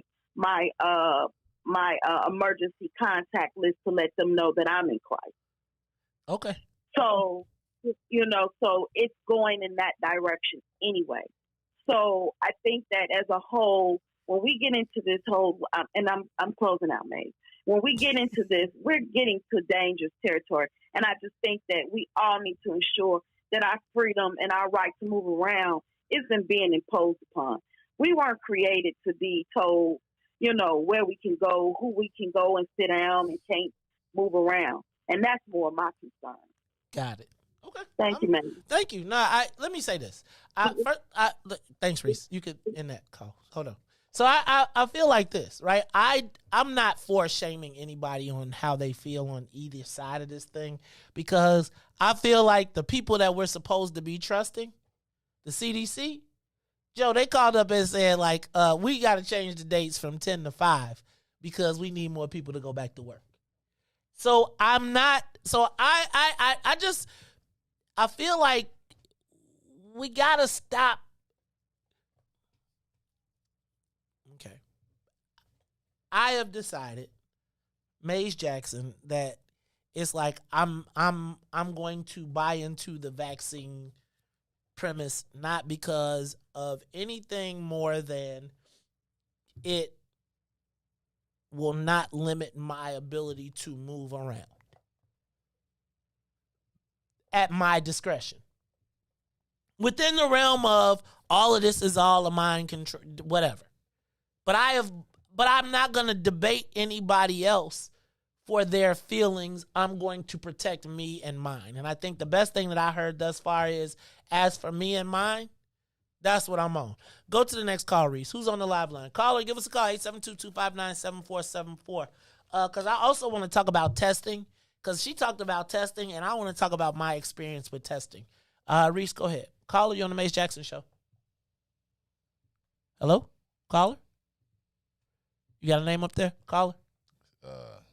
James. James? Is it James Big Slim Davis? I know that's probably Big Yes. Slim. Hello. Look, I told you. I knew who it was. What's up, Big Slim? I'm going to accept you on Facebook. Give me a minute. Okay. You got my text there. Okay, Maze, you know what I'm calling about? Okay, listen to me, Maze. I have two nieces. Can you hear me? Uh-huh. Yes, Okay, I have a niece that works at Christ Hospital. She's been there 14 years. I also have a niece that works at UIC. Both of them, I conversate with them often, and especially since the pandemic. I have really been, calling them and asking them about what's going on. But you know what they tell me? Especially my niece that works at works at Christ, and she gets frustrated about it, how she said how the media is manipulating the public about what's really going on. She all the time. We just had this conversation last week. She says that 80% of the sick people that's coming in the hospital and the ones that are dying are fully vaccinated. My niece that works at the UIC says the same thing, and she tells us that they are not supposed to discuss, what I guess the medical what's going on in the hospital. They're not supposed to discuss it. But this is what both of them is telling me the same thing, and the media make it seem like it's the unvaccinated that's spreading this, and she's like, no, it's the vaccinated people that's spreading this. It's the vaccinated people that's getting sick. She's seeing every day, all day. Okay. Thank you, James. God's honest truth. Let me say this. Thank you. So I say this. Everybody has their story, right? Like, I feel like this goes to the Ruthie thing where it's like, you can make the data prove that you want it to prove. You can make it disprove if you don't want it to prove. I'm telling you that me, Maze Jackson, personally, belief in the vaccine or not, I will tell you that it was much less this time. I was not. Last time I was fearful that I was going to die. This time I wasn't as fearful that I was going to die. I don't disagree that there is some government sense of trying to make this all make sense in a way.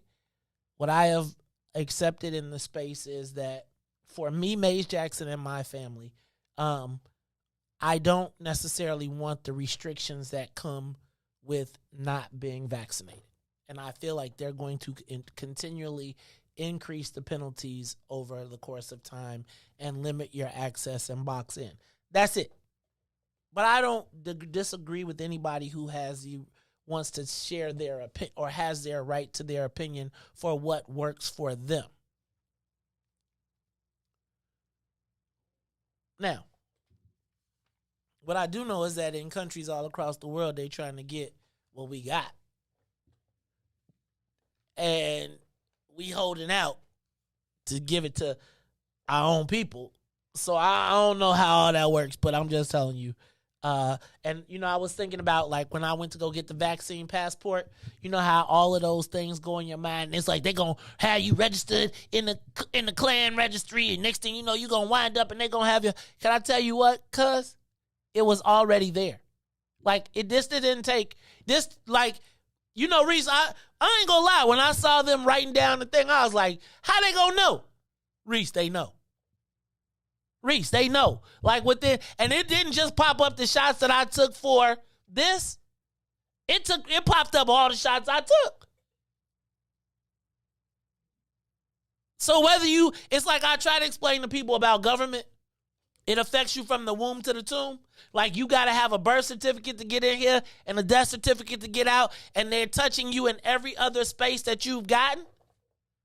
You could be you could be all the stuff you want to say. But let me just tell you, just because you don't have access to your records, don't mean that somebody else don't. How long did it take you to put it in there, Tennille? 3 minutes? I don't think it was a 3-minute process. They said, what's your favorite dog? What's your favorite blah, blah, blah? And the next thing you know, it was like, bing, bing, bing, bing, bing. Take your barcode. And then Apple sent me a note and said, hey, you want to put this in your wallet? And my premise is, whether I knew it was there waiting. I just didn't go get it. Riis, but can I tell you?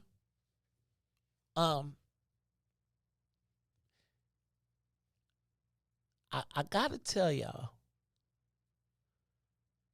that my experience with COVID this go round shows me why black people die at a higher rate. You have an Android? They said they was like, it'll take an extra 15 minutes for the Android. Riis, I personally experienced COVID disparity the same day I got off of my quarantine. So, Riis, I went to go get boosted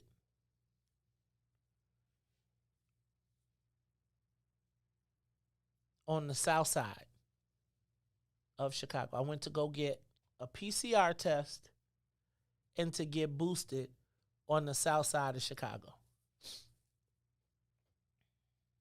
I got up. I had an appointment. I was scheduled. I got up. I went early in the morning. I was the second person in the line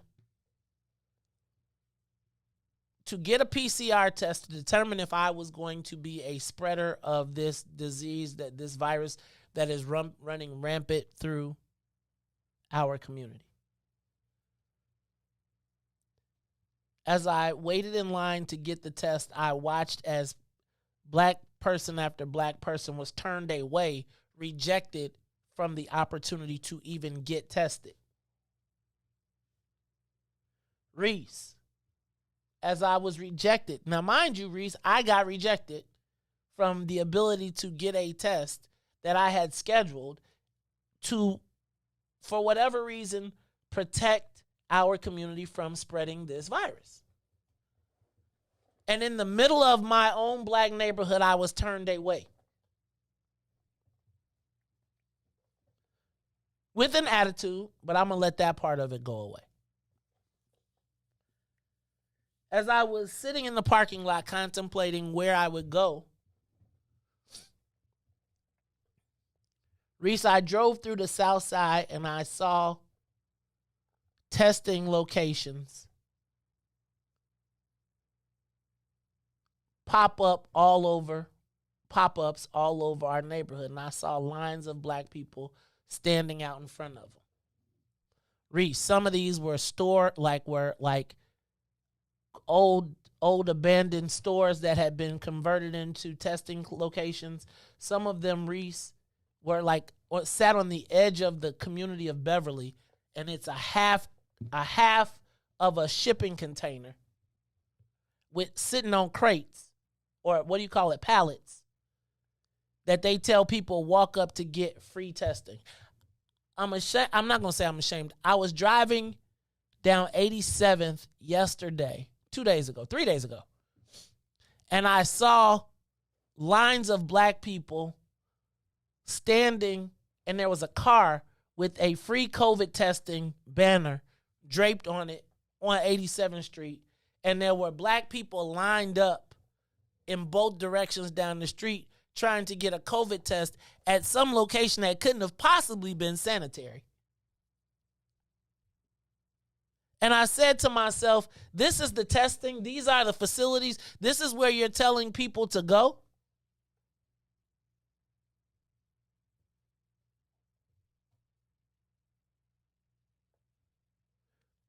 Riis, and I said to myself, I'm not going there. There's no way possible. I was thinking about when I took the COVID test at home and we wiped down everything with alcohol and made sure that it was sanitary and everything. And I'm looking at people standing outside that ain't got no hand coverings, that ain't doing nothing. And people are just, and it's like, because we're at a desperate state and we're trying to find out, it's just people out there just taking tests, sticking your stuff and swabbing and getting, and it was like, I was saying to myself, is this real? This looks like a third world country. Riis. And so we're so desperate to get people out there testing that everybody is now, the testing is now the new hustle. It's like you can get a contract to go out and test people. Now, let me say this. I want to thank everybody from WBGX 1570 AM for tuning in. Y'all check us out on Facebook, YouTube, Twitter, or Twitch, because this conversation is going to continue. And we're going to talk about the things that we have to looking forward to. But Riis, I like literally, brother, I drove down 87th Street and I'm standing outside and I see these brothers. I mean, you can't even see the whole banner, but it's a dip down banner that says free COVID testing. And black folks who you could tell are concerned about whether they got it, they don't know what they got, are standing in these lines in these places that you would, if you saw them in a third world country, you would be like, this is crazy. It's like I was looking at what it looked like when I used to see those stories of shanty towns and villages and black people lined up. And Riis, can I tell you what? I said I'm not doing it. Hey, Riis, same day,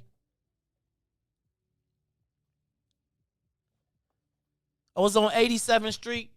I drove to 800 South on Wabash. I ain't going to tell you the exact address. And within 7 minutes, Riis, I had checked into one of the cleanest facilities, gotten a PCR test, a booster, and was back in my car talking to my boy who was waiting in line for the next location in the hood. And I said, this is literally the tale of two cities.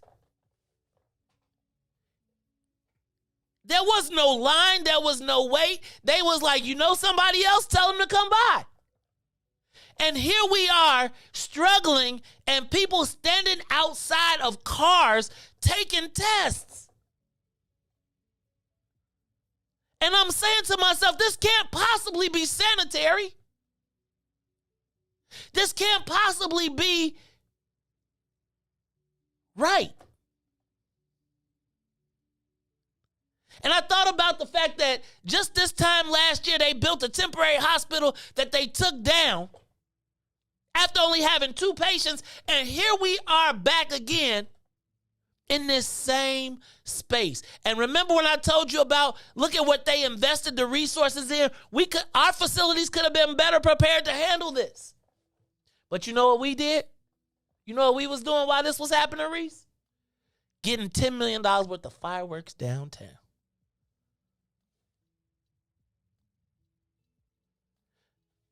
Yo, what is it? I feel like they are pushing and promoting. I honestly could not believe that this was the same city. I could not believe. Have you seen these trailers? Have you seen these people just popping up doing swabs now? They not Reese. They take you and then tell you stand in line and they read out whether you straight or not. Mr. Jackson, you got COVID. Mr. Jackson, you don't. In a line. Our health has become a hustle. I just couldn't believe what I was seeing, and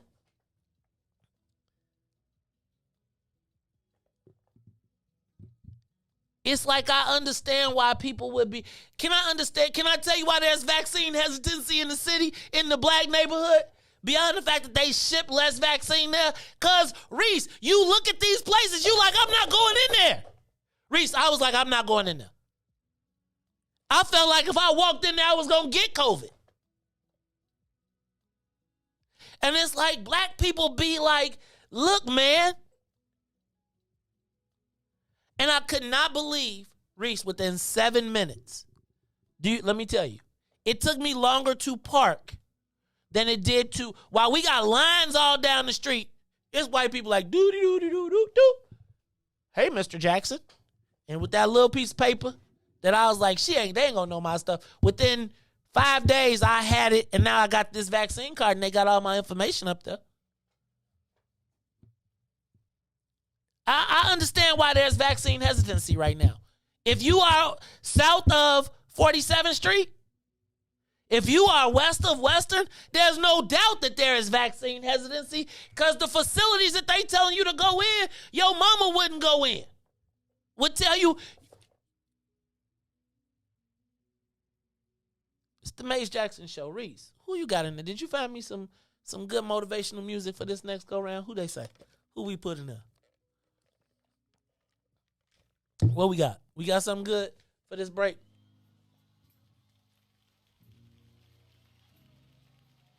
Is that James Cleveland? Is it his version? No, you got to find Reverend James Cleveland, brother. Yeah. I don't feel no ways tired. Oh, Lord. Or you could do Grateful. Just put Grateful in there. Why don't you pull Grateful in? Because that ain't it. That's the So look, y'all, this is the Mace Jackson Show, but I gotta tell you, I understand why there is vaccine hesitancy. Because the vaccines that, if you look at that situation and you look at what you see in the black neighborhood and what you see in the white neighborhood, you be like, that ain't right. That ain't the same difference. That ain't the same thing. And so we got to do right by our people. That's not it. So look, y'all, it's the Mace Jackson Show. I am really concerned about, let me tell you, I am vaccinated. I done vaccinated, got the boost, and I done signed up for the card. Right? I done got the electronic version. So I'm not here to shame you. But what I am saying is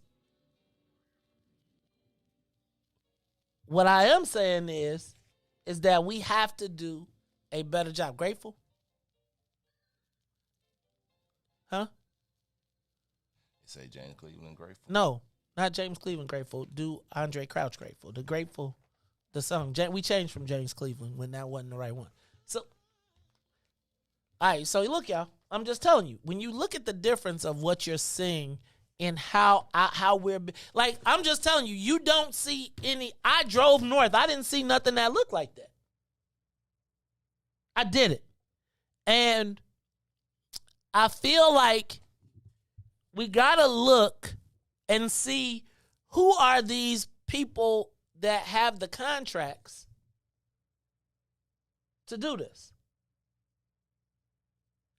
Because in my estimation, it's part of the reason that people aren't going there. Now, let me tell you, and I'm not talking about pop-up events where the city is trying to have a press conference, right? I'm talking about the day-to-day operations, the day-to-day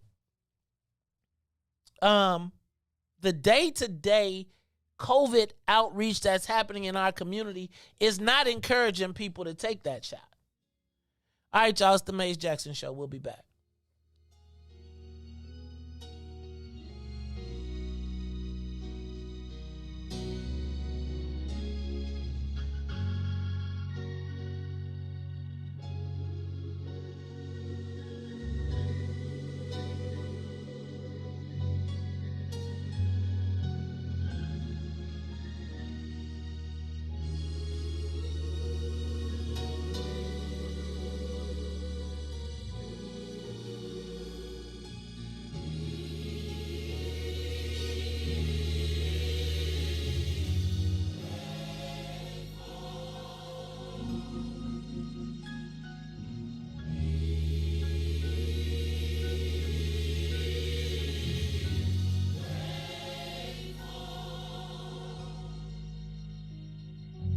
God has not promised me sunshine. That's not the way it's going to be.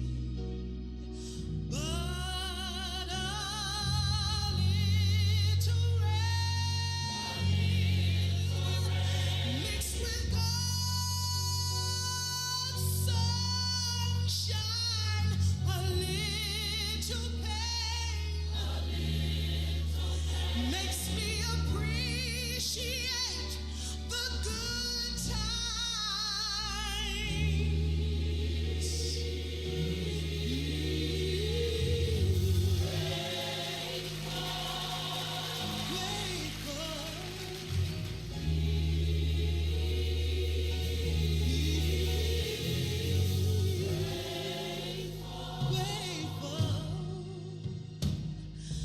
God desires to feel your longings, every pain that you feel. He feels them just like you. But he can't afford to let you feel only good. Then you can appreciate the good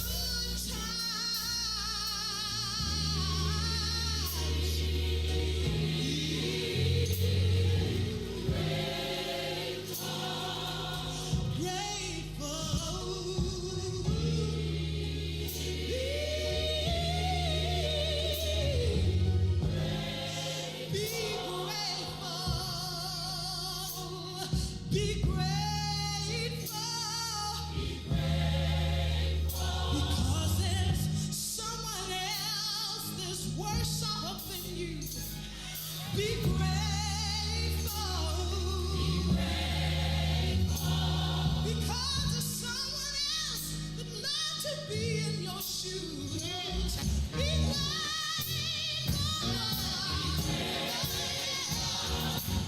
My God saved me.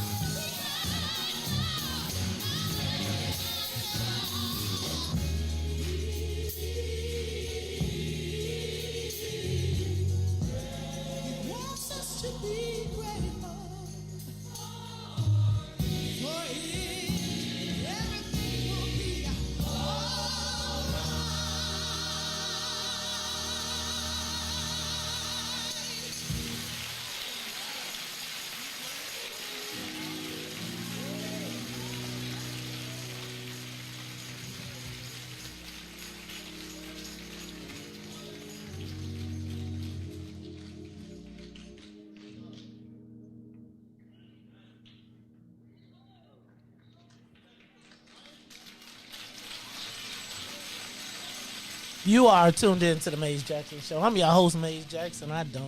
Lord have mercy, Jesus. I don't know what's going on today. But this is the Maze Jackson Show. I'm your host, Maze Jackson, doing my thing.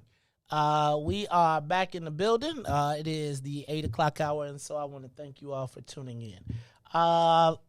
We got any other calls on the line? All right, so I'm going to move on, but I do think that it is important that we this I saw there is vaccine hesitancy, and there has been vaccine hesitancy. I think sometimes we got to take a common sense approach to things. If the goal of the government is if you know that the people that are the least likely to get vaccinated are black, why would you continue to offer them substandard services or substandard people who then only reiterate why you would be hesitant? Yes, vaccine hesitancy did begin before the pop-ups. But if you've now reached a point of super saturation, then what you have to do is go above and beyond to get people to come into those facilities if your goal is to get them vaccinated. Now, if your goal is to keep them from getting vaccinated, then you do everything that reiterates everything that they believe about the inequity that we saw. But please, do not make excuses for the like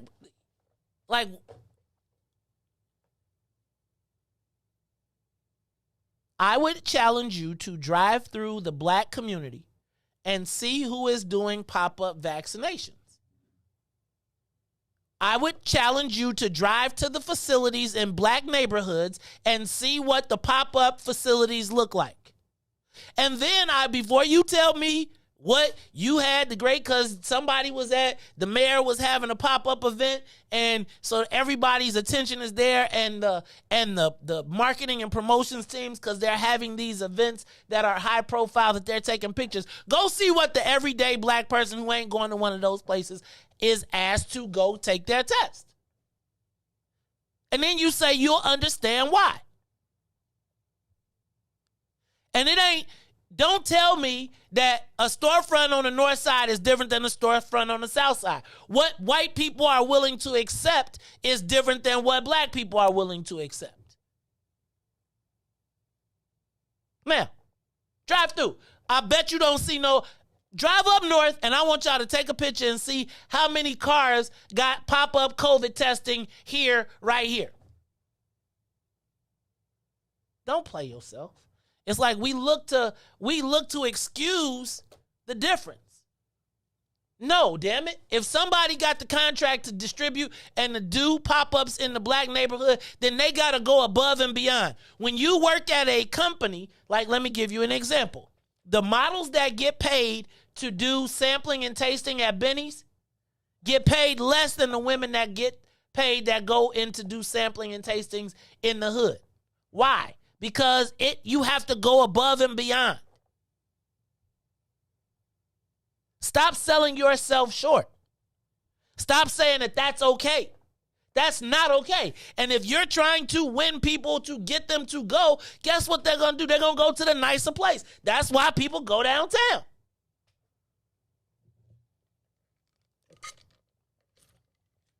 People are not crazy. All right. Whew. Now, before we move on, as we move on, because I want to go into some good stuff this hour, I want to talk about the things that we are going to look forward to in 2022. I'm going to tell you that probably one of the things that we talked about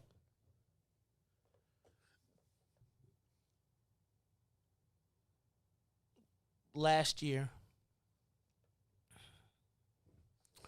was the creation of the Black People First Party. And we are now officially in 2022. And we are moving forward with the campaign. Now, what is the Black People First campaign? It is a program that will be produced by the What's in It for the Black People PAC. It is a campaign. It is the physical embodiment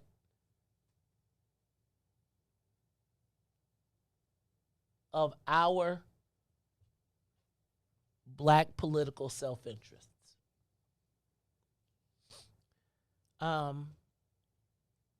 In 2019, in 2020, in 2021, I think I got kind of all over the place. And I think we need to bring it back home. I think that the country, but the city, the county, and the state are in a unique position. And so what we like to do in 2022, look at that. What we like to do in 2022 is build the biggest and most powerful Black political organization in Chicago, Cook County, and eventually Illinois. And it starts very simply by hosting a series of approximately 30 town hall meetings. Actually, 30 town hall meetings in all of the Black wards and townships in Cook County. What does that mean? It means that we are looking for volunteers, and I will give you a list of the wards and townships that we started this last year, where we need 30 people, a minimum of 30 people, to volunteer to host the What's in It for the Black People First campaign to your town, your community, your ward, or your township. What we will do is have a 2-hour meeting that will include music, refreshments, a conversation about organization, and next steps.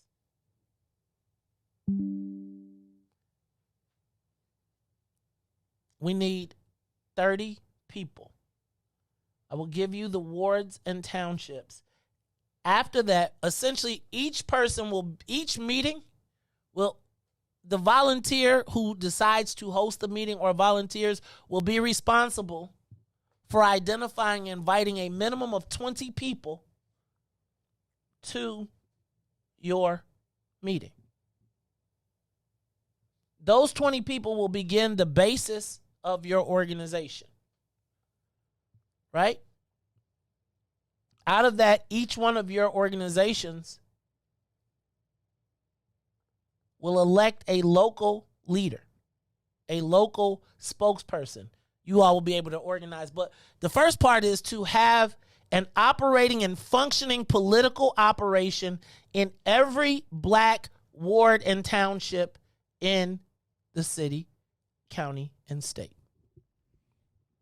Now, some of you are going to say, Mays, why are you doing this? Some people right now are going to say there's going to be Black political operatives right now that are going to be running back to the governor, going to be running back to the speaker, going to be running back to people saying Mays is trying to work for the Republicans. No. Some people are going to say Mays is trying to work for the Democrats. No. What Mays is trying to do is finally say, look, y'all, recognizing that the Democratic Party has not represented our political interests for some number of years, nor has the Republican Party, we are going to take the responsibility of organizing our votes and our wards. I would argue with you that if we organize 20 people in every ward or township within the realm of a month, we will be the strongest political organization in the city of Chicago, in the state of Illinois. Now, you may laugh at that, but I would encourage you to look at what Bill Dawson was able to do. If you look at what Willie Wilson was able to do, if you look at what T.O. Hardeman was able to do, what you realize is that black folks actually want to be represented politically. But I would argue for you that there is no place for a black man or woman who wants to be unapologetic about our self-interest. There is no place for them to go. Think about it. If you are black and you want to be in a political organization, you essentially have to go somewhere where you are going to bow down, where they will tell you that they will not fight for your best interest of black folks, that you have to be convinced that you have to do what's best for everybody, even if you come up last. So where does the black community go? Where do the black people that want to be politically active go if they want to change the face of politics? Let me tell y'all something. They are about to pay up to $7, $10 per signature to get on the ballot. Some people are telling me that J.B. Pritzker is going to pay up to $10 per signature to get on the ballot.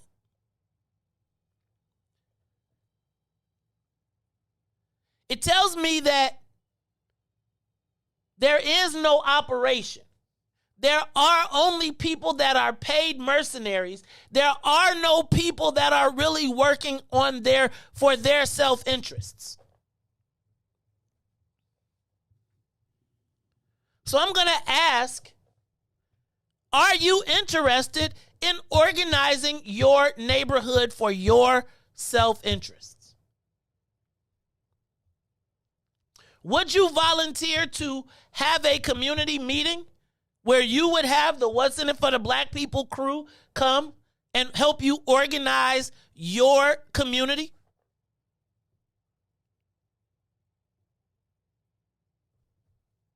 See, right now, our voices are muted politically. Think about the gravity of the chairman of the Democratic Party saying that she, as a black woman, said that she would. Let me back up. I'm going to back up out of that. I'm going to ask you, when is the last time you as a black person felt that the people that elected you spoke on your behalf? Where does the black person that wants their voice heard go politically? There is no place where black people's political interests are put first. And so we have to make it. We have to make it. Now, what you're seeing right now is people are traveling, these politicians are going to these community meetings, and they're going and they're being applauded and they're being celebrated by people that have already cut a deal with them for their self-interest. But where do black people fit in that?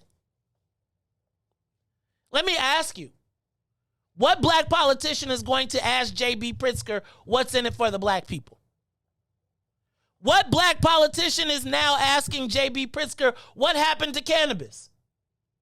See how at the time when we have our most leverage, everybody's being quiet. Because now we've all got to organize. And why do we all got to be quiet and why do we all got to organize? Because what happened? Oh, because now the Republicans are putting a black candidate up for governor? Well, can I tell you, that don't impress me. Because who were the black people in the room when they picked this black dude? Right? It's like we're not going to get played by So think about this right now. So we potentially have a black Republican man running for governor against a white guy who played us bogus. But what do we get from the black guy? The white guys think that they're clever, but remember when I told you about when you go to those white Republican meetings, there's really nobody black in the space that's talking for black people. And if you got a multi-billionaire, my question is, who's going to put the questions in front of them? So now think about a matchup between J.B. Pritzker and Richard Irvin, and the only people that ask questions is ABC, CBS, and NBC. Well, I got real questions that they ain't never going to ask. So how do we take control of our interests? By organizing our own selves. So right now, and for the rest of this week, we're going to be, by tomorrow, I'll have a list of the wards and townships and where we need. But if you are willing to organize for black people first in your neighborhood, in your township, in your community, please identify yourself. Now, you can inbox me. You can reach out to Brother Devin. You can come to the next What's in It for the Black People meeting. But we are looking for a minimum of 30 people to organize 20 people in their ward or township, because we can have the biggest black political organization in Cook County before the end of the month. And can I tell y'all something? Just think about this.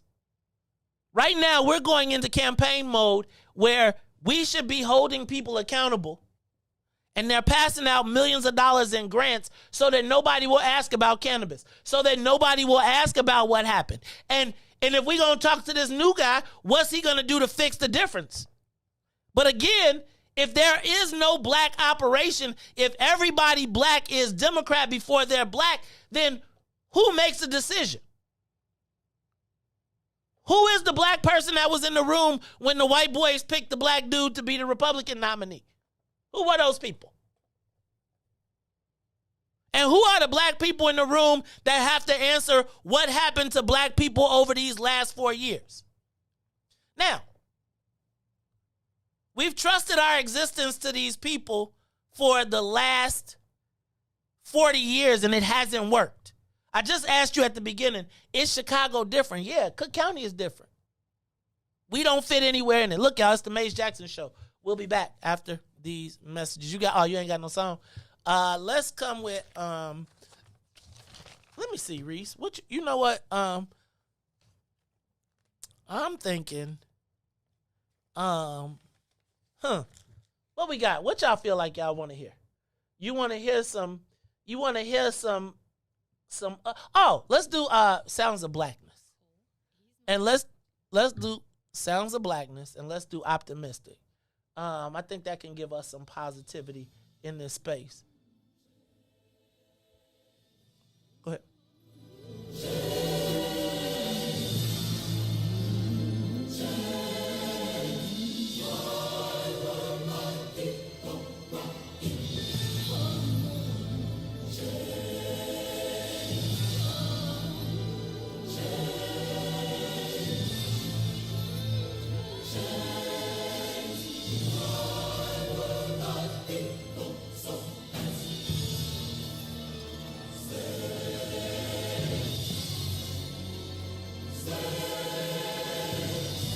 Blackness.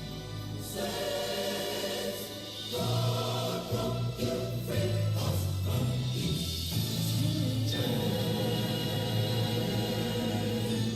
Never say die. Keep on.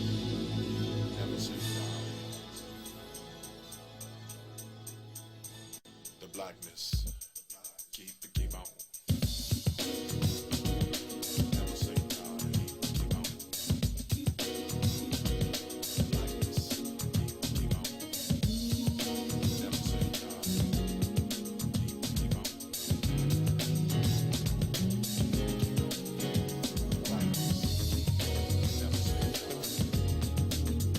Never say die. Never say die. Keep on.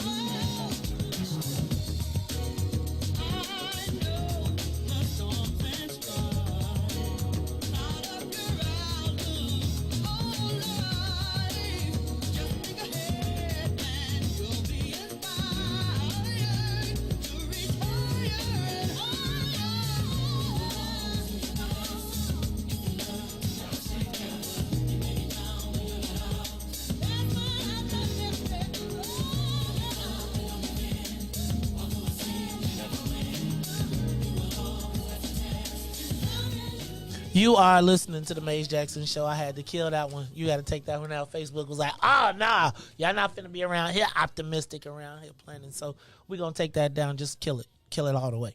Just knock it out. Yeah, because they sent a direct message like, hey, that song Optimistic. They just sent me a direct message to the screen that said, yo, if you don't stop, we're going to shut you down. So I'm like, all right, we're going to let Optimistic ride out. But I'm going to tell you, please find I'll Be Praying For You by Andre Crouch for Constance Foster, too. Look for that, Riis, and let me know when you got it. Look, y'all. I'm also optimistic about the Billboard campaign.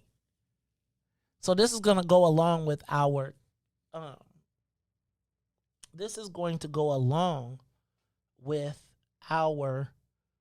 Black People First Party. So last year, I promised the What's in It for the Black People at our last meeting that we were going to identify billboard locations. And so essentially what we want to do is we've identified the key billboards throughout the Black community, and we are going to start putting up What's in It for the Black People First billboards in the proximity of our local elected officials so that they can no longer ignore our message. You know, I think one of the things that happens oftentimes is people be like, oh, that Maze is crazy, or that What's in It for the Black People is crazy, and they try to marginalize and minimize us. And so the other part that we do, remember we had our, right before we went on break, we had our telethon where we raised almost $15,000 to my What's in It for the Black People crew. We do actually have the billboard cost and pricing as well, so I will forward that out. But this quarter, we'll also be putting our billboards up around the city, making sure that people are not able to ignore the question, what's in it for the Black people? See, like, I feel like right now, this is that time when the Democrats all say, Black people, we got to get together because they're going to be having white folks coming and they're going to be like, sell out this and sell out, and we got to all stand together and we all got to be unified. And I think we've learned our lesson. I think we learned our lesson with Joe Biden. And so I'm asking you to participate in your own liberation, in your own political liberation. Riis, you said we got calls. Let's go to the live line. Call you on the Maze Jackson Show. What's on your mind? Hello? Good morning, Maze. This is Rosita. Hello, can you hear me? Hey, Rosita Shatanda, you done changed your name up on Facebook. I be like, I couldn't remember. I realize it's Shoshana Teachers now. Yes, temporarily. Okay. So, look, I'm reaching out to you because we've been doing a political organizing platform, 25, 25, 25, and we're working with Cassandra Goodrum, who's running with Bobby Rush. But we started this about 6 years ago, and we had people organizing around the idea that there are 25 people in 25 locations and simultaneously doing these workshops. We have a platform for it. We've already written it up, and we do train. So I just wanted to offer that. Your friend Brian Mullins is involved in that as well. So we're just, we want to offer our services. We have it up and going already, and it really works like a charm. So we're hoping we can organize politically in our community. We wake up our people and get them going. So I just thought I would call in and say that. Well, let me say this, Rosita. We don't have to recreate the wheel. Let's figure out how we can collaborate on making sure that it's rolling, right? And so I'd love to sit down. I know Brian has been inboxing me. Tell that Brian we got some business we got to settle first. But I am all about building this year, right? And I think that we're all trying to, if it's about putting Black self-interest first, I'm all about building it. Yes, people have been saying Black Men Unite. It's a lot of people out here working. So I don't want to minimize any of the work that anybody is talking about that they're doing. And if you've already got something and we can collaborate and come to your community and you're willing to host us there so we can kind of combine our platforms, I'm open to all of that. But we will be organizing every Black community. I don't believe that any of our elected officials in the Black community should be able to host cheerleader sessions anymore. Right? Like, I feel like we have these events and these people get together and they have a cheerleading session. And they say, oh, we all got to be Democrat, and we got to ignore what has happened to us over the last 10, 20 years. Like, I'm going to just say, let's the last 10 years. Like, seriously, how does any Black elected official bring JB to the forefront without addressing the cannabis issue? Right? Without addressing the gaming issue, without addressing the inequity. And I'm just telling you, because right now they are around here passing out cannabis money and as like lollipops to get everybody to be quiet. But I just don't think that it, and it's not, I'm not an advocate of going and busting up people's meetings, but I don't think that everybody should be smiling at every one of these community events that the governor or any of these people show up at, considering the state of Black affairs. So let me just say this, Rosita, I'm happy to sit down with you and Brian and y'all group already to figure out how we can collaborate, but we're going to have these town halls. So let me tell you, let's reach back. Let's reach out and let's talk this week, okay? And I'm happy to come to y'all too. I'm happy to come to y'all too. All right. This is the Maze Jackson Show. I don't got to blame nobody. We don't got to blame no incumbents. Don't blame nobody. Let's just show up now, right? Like, okay, so you got a different set of people asking the questions. It's the Maze Jackson Show. Anybody else on that line? All right. Well, hey, man, and can I say this? I'm not here to tell anybody what their mission is, right? Big Ty, you a bust them up type of dude. But I think once we break it up, we got to have something to catch the pieces. See, I'm going to tell you that I want to go to a place where a Black man can feel free to stand up and not be. Did y'all see that thing where Jay said he ain't coming in no more rooms where he got to lower his voice or he got to put his eyes down or he got, like, I just want a place where Black people who are concerned about Black people don't got to whisper, don't got to be worried about somebody else. Let everybody that want to be unified and be progressive do all of that. But where's the place for the Black folks that want to just be about Black self-interest? Right? We don't gotta this, and let me be clear, because let me tell you how they're going to play this. So, in spite of the fact that nobody has delivered for Black people, Democrat or Republican, Today, right now, there are Democratic operatives now running to the Speaker of the House, running to the governor, saying, ooh, Mays is working for the Republicans. No, be clear. Mays is working for black self-interest. And when we have ours confused with everybody else's, that's when we get lost. It's the Mays Jackson Show. Riis, I don't know if you remember before we left, we had the owners of O Block on the station. They want to come back because we didn't finish the conversation. But did I mention to you, do you recall? I want to make sure that we're all clear that we already have a $1 million small investment commitment. Now, a lot of people are saying they already had that.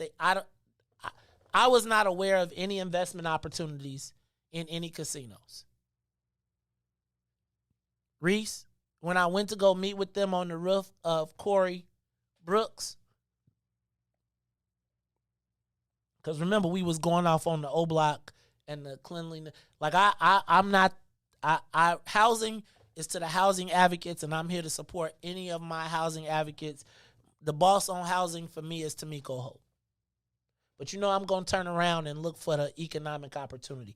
Riis, and so while Related Midwest has been offering apparently small investment opportunities, they gave a $1 million small investment opportunity to the What's in It for the Black People family, to the listeners of this show. So if you, Riis, had $10,000, hell yeah, they read our comments. They was reading them while we were sitting here, and they was reading them afterwards, which is why they want to come back. So I told you, I'm not the, you know what I'm looking for. I'm not the vow of poverty dude. And so when I saw there was an opportunity, and can I tell you, they brought me up into the room, and they was basically like, Mace, yo, what you want to do? Remember how I told y'all I'm not going to go into the room and cut the deal for me without trying to bring something back to the people?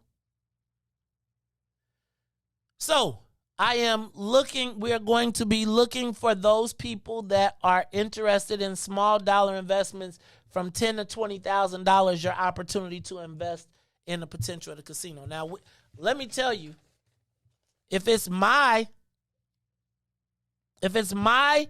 druthers, I want to go cut the same deal with everybody. But you notice Bally's didn't come to us. Bally's didn't want, like, you got to pay attention to who came to talk to What's in It for the Black People media. Now, I can't, Riis, I can't vouch on the space of housing, right? Can I be clear? That's not me. I don't come from that.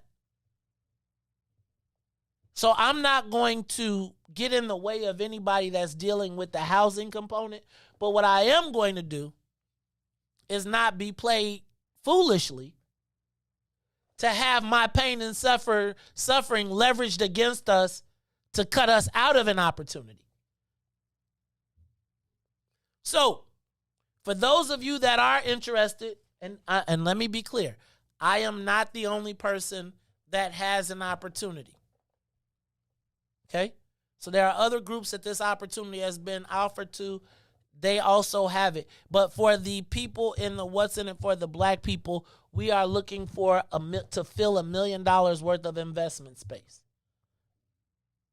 Now, if we fill that million, people say that ain't enough.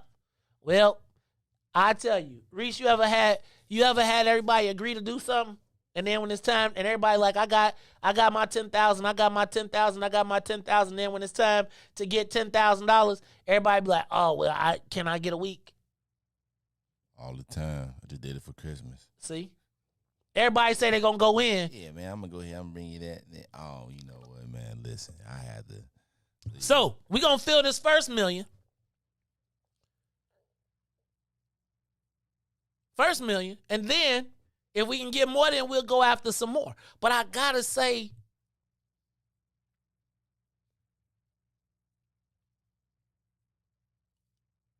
can I tell y'all that not the pain and suffering, but the fight that went into cannabis is what powered these white boys to step up and be volunteering. Can I tell you, Riis? I'm not a construction guy. So I ain't gonna build no buildings. So it ain't no opportunity for me to build no building. But what I can do is come up with some dough to be able to invest. And so my job in this space is to create that opportunity. And so I'm looking forward to it. So those of you that are interested in investing in that, I will have the paperwork and the rules this week, and then we'll share it. First come, first serve. Uh-oh, I'm getting in trouble, y'all.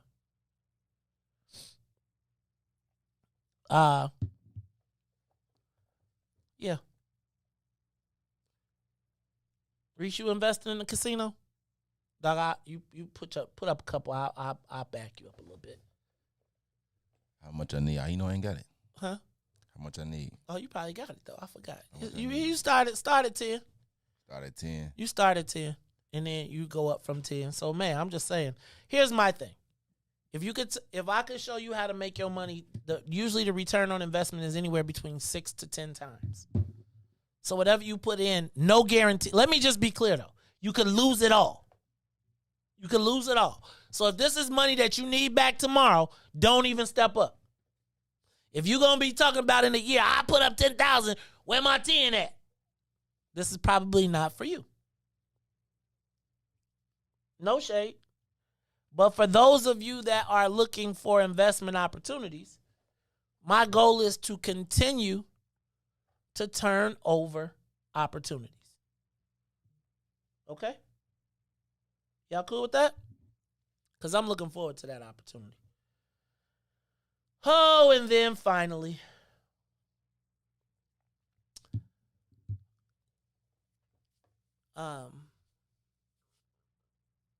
Riis,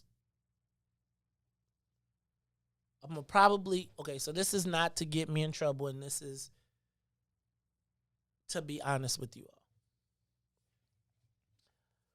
all. I cannot tell you how many phone calls and how many people have reached out to me in regards to running for Cook County Board President. And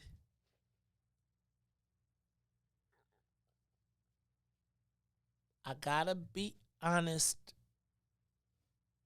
with you and say that I, as flattered as I am by the encouragement, I will not be running for Cook County Board President.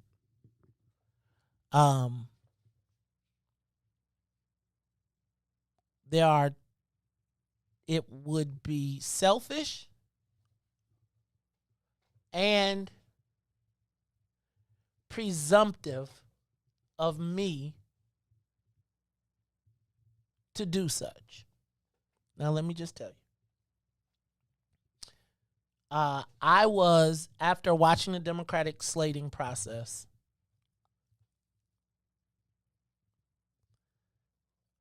and what I felt was completely another example of our party not doing right by us, and particularly because I took what happened to my wife personally, and this is the business, this is business.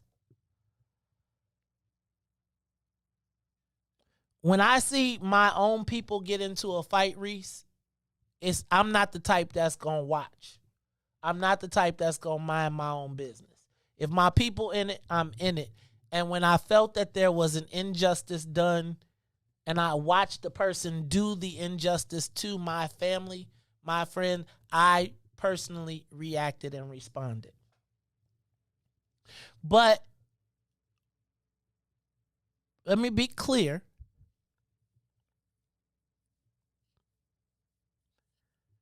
Kerry K. Steele does not need Mays Jackson to defend her record, her political career. She has whooped ass every time she's been involved, and she is the toughest fighter, and she don't need me to fight her battles. So I am respectfully sitting my ass down, because really what I was reacting to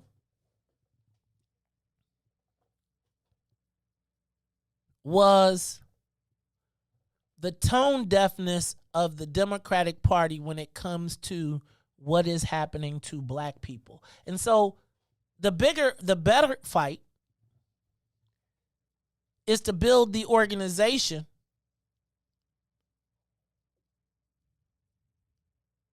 that truly represents the interests of black folks and black people. And so when you hear me talk about the Black People First campaign, that is what I will be focusing my political energy and effort for 2023. You heard me. 2022, we're building an apparatus so that in 2023, we can not just talk about it, be about it. So this is what needs to happen right now. What needs to happen is we have to build our own political muscles. And I am dedicating this next year to our political empowerment, to be able to be in a position where we don't have to, our candidates do not have to ask, what does everybody else think before they can represent our interests? I'm going to tell you. Shout out to Al Kendall. Can I tell y'all, sometimes I wish people would just let me be. But, you know, he sent me a Happy New Year text. And, you know, that's Tony Preckwinkle's top political operative.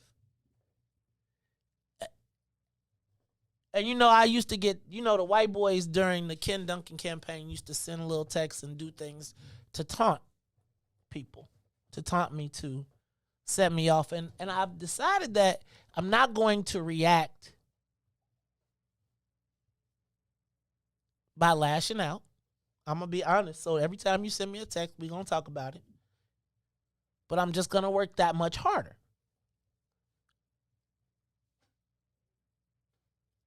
So, and let me just tell y'all, my phone has been ringing. There are white guys and white millionaires and people who are like imagining all types of scenarios, how they could use me and my candidacy to carve or to win or to whatever. And I'm not, let's be clear, I'm not running from the race. What I am doing, my goal is to build a political apparatus that allows us to stand black candidates up without fear. And see, what I watched and what I'm watching right now is that if you want to be down with anybody else, you gotta kiss somebody else's ring. You gotta take on their fears. You gotta So I will gracefully step aside. I will ask you all that beginning next week on January 13th, we begin the circulation process of petitions. It is the first stepping stone.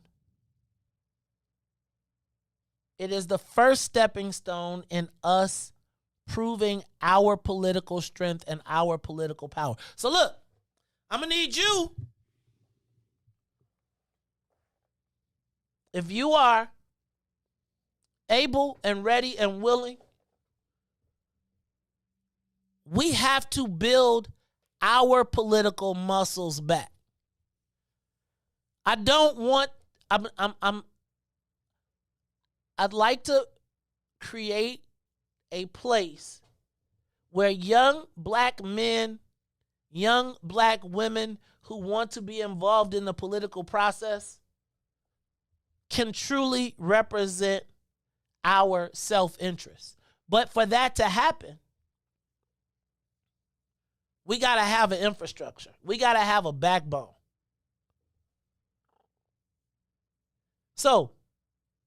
If you are interested in black people first, we ain't against nobody.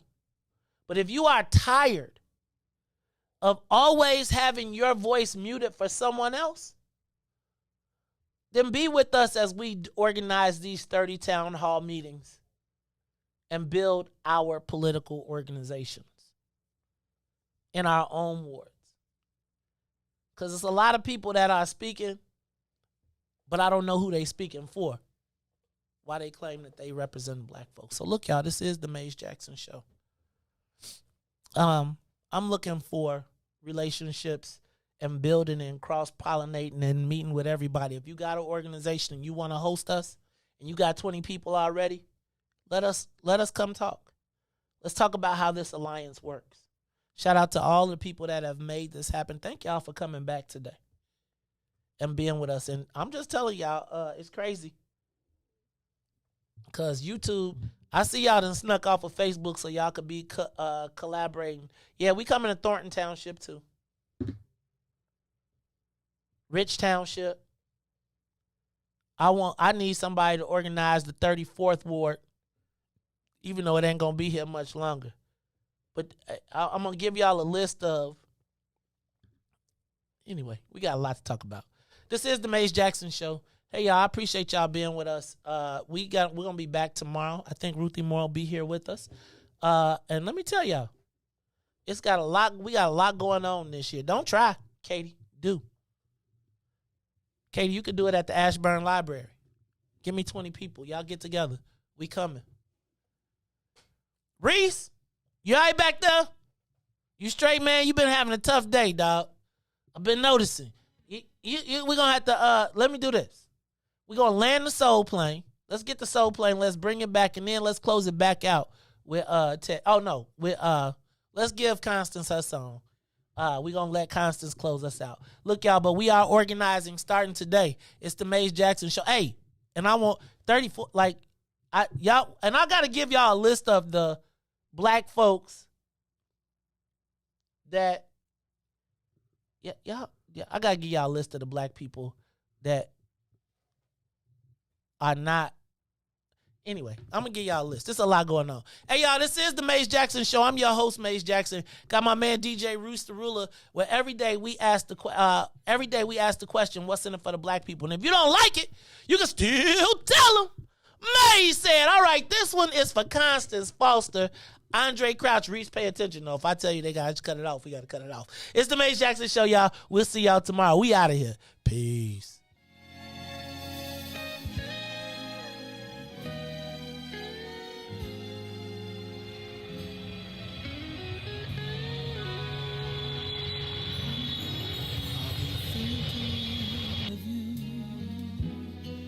Thinking of you, though we're far apart, you're in my heart, and there you'll always stay till we meet again someday. I'll be thinking of you. I'll be praying for you, yes, I'll be praying for you. Praying all your hopes and dreams that they will come true. And should there be some rain, I know the sun will shine again, 'cause I'll be praying for you. Ooh, ooh, ooh, ooh.